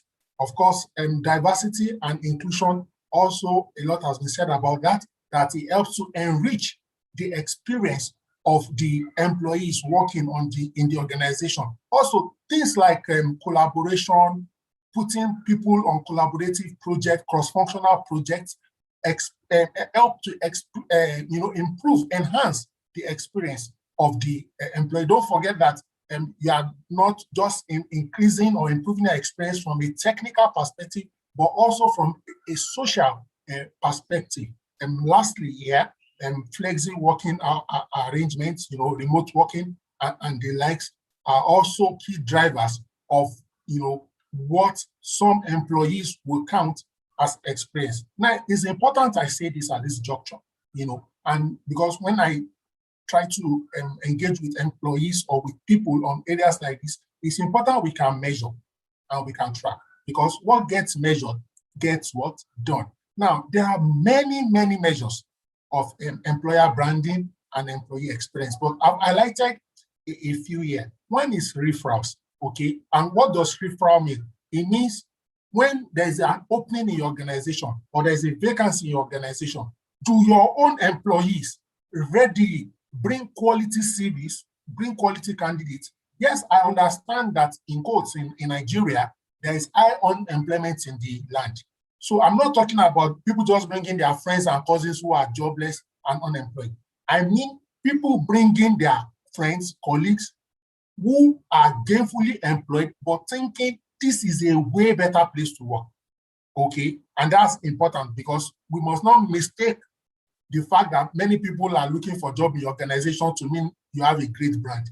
They may just be trying to run away from poverty. I mean people who are gainfully employed. How many of such people are being referred by your current set of employees? Another parameter or metric is clicks on job posting. When your organization, for example, on your job board, on your career site, or on any platform, when you place vacancies, how many clicks, how many people view it?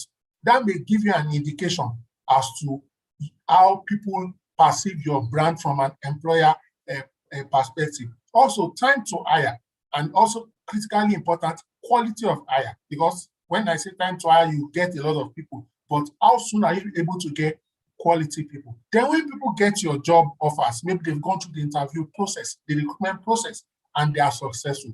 How many acceptance rates do you have?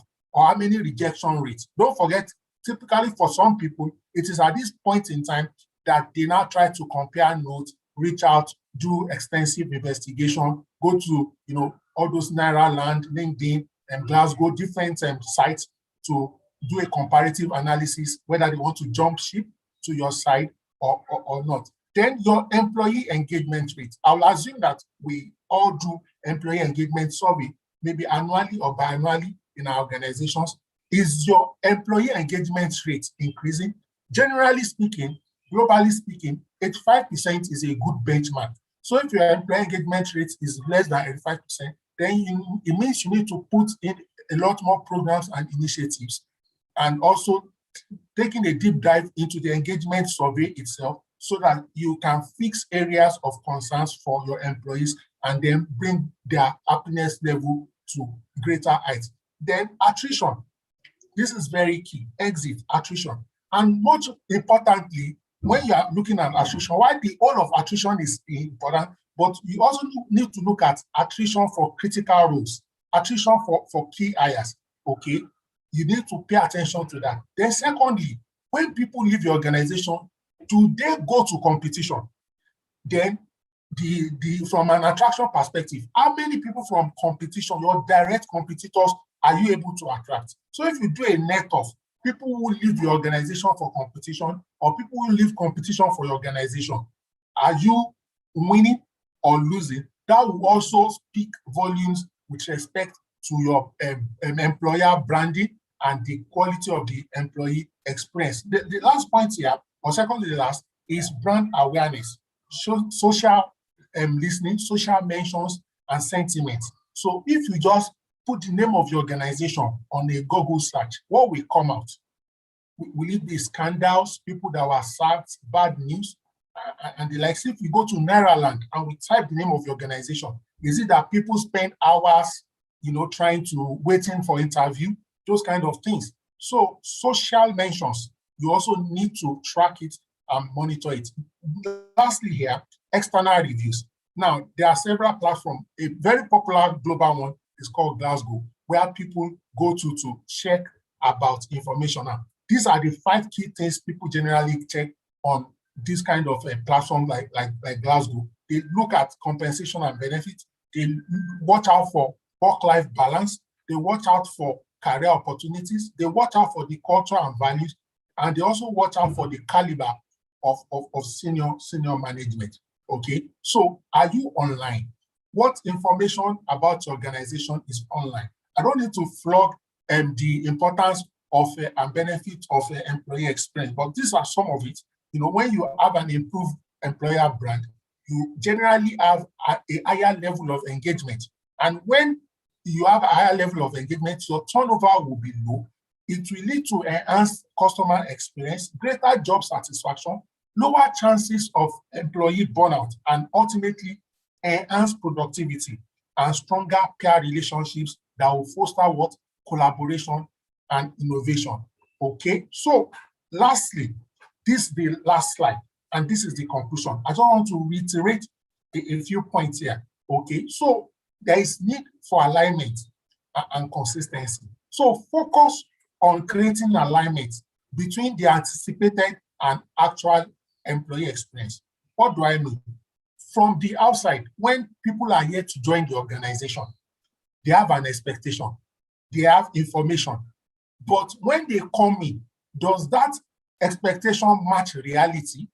So it means you need to manage people's expectations and their reality. That is why from your communication, your internal and external communication, you have to be true to yourself. Let me give an example here. In my organization, when most people join my organization, within 2, 3 to 4 weeks after, there's something they talk about. Wow, the volume of work here is massive, is mammoth. Meanwhile, we always communicate this during the interview process, that the workload there is massive and mammoth. Do you have bandwidth for work? we communicate it. You know, when you think, oh, it's a private public partnership, you think, let me go here and rest, let me go here and retire. Meanwhile, the reality is the opposite or the reverse is the case. So you have to communicate that this is the kind of organization. So be honest, be forthright, let people say what the experience is and let them meet it that way. Clarify so that as you are trying to attract the right person, you're also fencing or blocking the wrong person in the interest of both parties. So this requires planned, consistent messaging, style and tone throughout the recruitment process, induction, and early employment. Okay, setting realistic expectations about what it means to work in your organization and what it actually is on a day-to-day basis. There are some organizations, even during their recruitment process, they do, what do you call this thing now? Where someone will come and almost work like a whole day or 2 days, like an assessment center, to give you a realistic posture of what it looks like to work in that organization so that they will know if they're a true fit. Okay. Now, this is also very key. You know, it's not a cliche, it's a reality.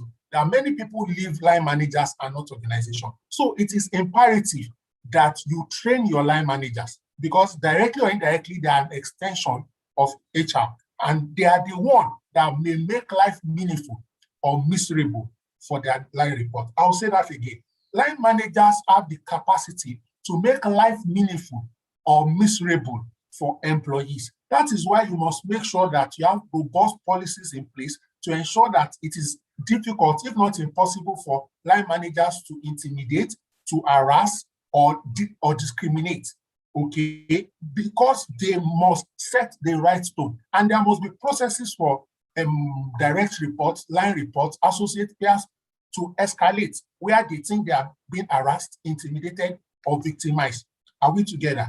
You have to train your line managers, train them on what it means to provide coaching, mentorship, leadership, train them how to manage productivity without becoming overtly micromanaging people. Because sometimes in an high-performing environment, you may begin to have excess, like micromanaging. So you must continually manage this balance. Also note that people above profit perception now is a driving force in brand reputation. Yes, the organization must be profitable, but you must show that you have a soul, that you still have humanity at heart. And that's why initiatives and programs like CSR, corporate social initiatives, are still key. And as you are doing them, because many organizations do some of these things, but you need to communicate it. Let people know that, oh, in this organization, you have maybe 40 hours every year volunteering paid, that you can go and volunteer, teach in a school and the likes. Recently, a colleague was telling me in an organization that, you know, in that organization, when you pay your annual due for any professional body, they reimburse you. But 80% of staff didn't know about it.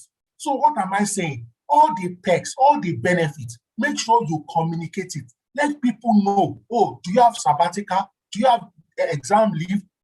Don't just have good initiatives that a few people know. Communicate. Let people know, oh, you pay pension, you do have NSITF, you have ITF. Let communicate, because we do a lot, but we can get better mileage if we will do better. Now, practice the platinum rule and not the golden rule.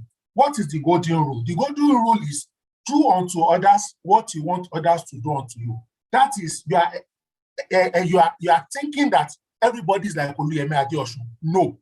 What Oluyemi Adeosun likes, Emma Clark may not like it. So what is the platinum rule? The platinum rule is treat others as they would like to be treated. In other words, Emma Clark, what do you like for breakfast? What do you like for lunch? Okay, and that means engage, engage, engage. Consult, consult, consult. Survey, survey, survey. Have an open door policy so that people can always bring ideas to your table, to your doorstep. A friend told me when she moved over to Canada 12 years ago, she said the first shock she experienced that in Nigeria, people used to be afraid of HR. That when she got to Canada, HR used to be afraid of people. Let people be free with you. Let them be able to confide with you in you. Let them be able to challenge processes, you know, without you taking offense or taking it as an exception. Lastly, share the positive employee experience. You see, bad news goes viral by default. Good news goes viral by concerted effort. I'll say that again. Bad news goes viral by default. Good news goes viral by concerted, deliberate effort. I close with the words of Anne Bogados. Simply developing a catchy PR campaign is not enough to make an effective employer brand. I hope I've been able to add some value to you. Thank you so much. Moderator. Thank you so much. Yeah. Yemi Adeosun, this was a really great way to end this with powerful nuggets as you rounded up around the platinum role, treating others as they would like to be treated. That's a really good one. Engaging, communicating is really, really important. And again, the last point about it, line managers having the capacity to make work meaningful or miserable. Those are really powerful notes. In the interest of time, I will take just one question. And maybe I'll just take two and then you can just answer. And the first one is, how do we improve worker welfare and enforce stricter employee-centric legislation in Nigeria? A lot of people have said, oh, how do we get SMEs to pay their pension and all of that? But how do we ensure that, we enforce employee-centric legislation in Nigeria? That's one. Two is, in a world of remote work, how do you think we can keep employees engaged? So you're talking about surveys and engaged and motivated. So in a world where you don't really see staff or staff can't walk into the HR office and all of that, some people will think that it would be better to be able to put a call through since you're not in the office and all that. But in 1 minute, how would you answer these two questions? And then once you're done with that, Emma Clark, over to you to wrap up this conference, please. Okay, thank you so much. Let me start with the last question briefly. Make sure that even though people are working virtually, even if it is once a week, have a touch point with them, preferably voice. When I say voice, either a call, a voice call, a Zoom call, hear people's voices, and don't necessarily make it solely about work. So even if you are spending 2 minutes with them, let 1 minute be about their welfare. If they have family, they have children, they have all these interests, speak about that for half of the time. The other half, you can recap on work, on project, on assignments. That way you will show that you care about the total bill. To the first question, I'm happy to say, even though it's slightly belated, that ongoing right now is the review of the labor law. Okay, I assure you it's going to be way better than what we have, but let me let you know, it's not going to meet our expectations like we would like to. So it means that as HR professionals and practitioners, we must not, run away, so to speak, from politics. We must work with the legislators in our community, in our domain, to enact laws, both at the federal and at the state level. And please blow a whistle anonymously or directly. When you see something is going bad, don't keep quiet. Escalate. If it's within your organization, do something about it. Don't cover any action that is maligning the dignity of employees. We will get there. I'm so sure with this kind of initiative by the Covenant Nation Human Resource Group and the other HR professionals, we're all working together, and we'll make employees, get what they deserve in terms of compensation, welfare, and they will ultimately be productive and contribute to the wealth of the stakeholders and the shareholders. Thank you so much. Over to you, my boss and line manager, Emma Clark. Thank you, Yemi. Emma. Thank you so much, Yemi, for this wonderful presentation. I mean, when Yemi didn't come back, I had to call him myself personally to find out what was going on and say, Yemi, you need to come back. And then we kind of tried to work out a solution to the problem. And thankfully, Yemi was able to come back. Yemi is a very important aspect of the TCN HR professionals community. So if you want to get a little bit more of Yemi, then you need to join us during our new cohort. All right. So when the new cohort opens, make sure you join us. I would like to say thank you to all the speakers, the 13 speakers, and our wonderful pastor, Pastor Obina, and to also Habiba, who was here yesterday, who gave of their time. I keep emphasizing this over and over again, that all the speakers that we call never charge us anything. They just give us their time. They give us of their time. They're committed to the work of the Lord, and they're committed to building up the people of the Lord. And whenever you call them, they just answer and they come. And that is something that I need to emphasize, because a lot of the people who have come here today, I mean, if you were to try to get them to come and speak at your, in a normal business setting, you would pay a lot of money to get them to come to your programs. Okay, so I just want to say a sincere thank you to all of us, all of you, the speakers. God will bless you. I can't be I always say this, the silver and gold I do not have, but you know what? God has everything that you need, and God is the one who is going to bless you. And then I would like to thank you, the audience, you, the attendees, for coming and being part of this. It has been 2 days. Somebody said it on LinkedIn yesterday that it was worth his data time. It has been 2 days of drawing down on your data. You have stayed for the 2 days. You've been with us from the beginning to the end. The race is not for the swift, the Bible says, but time and chance happens to everybody. You didn't just register. We know how many people at the end of this, quite a number of people registered for this program, but as usual, not everybody always shows up, but you showed up. And as a result of that, you have got information that will help you to enhance your practice as an HR manager. So thank you so much for coming. We learned so much today from Shola. Shola posted something on LinkedIn, and I just would like to read it. He said, look, virtual learning is here to stay. It's no longer an option. It's no longer optional, but it is mandatory, and organizations must embrace it. This whole year, I've done nothing else but virtual training. That is all that I have done. I haven't gone into a physical classroom because it is difficult to gather people together in a physical classroom, and that difficulty is going to be there for some time, whether we like it or not. So as Shola says, virtual training is here to stay. All right. I was able to share with you about the VUCA environment that we're in. And if we link that back to what Shola also talked about, I mean, Shola has emphasized the importance of learning.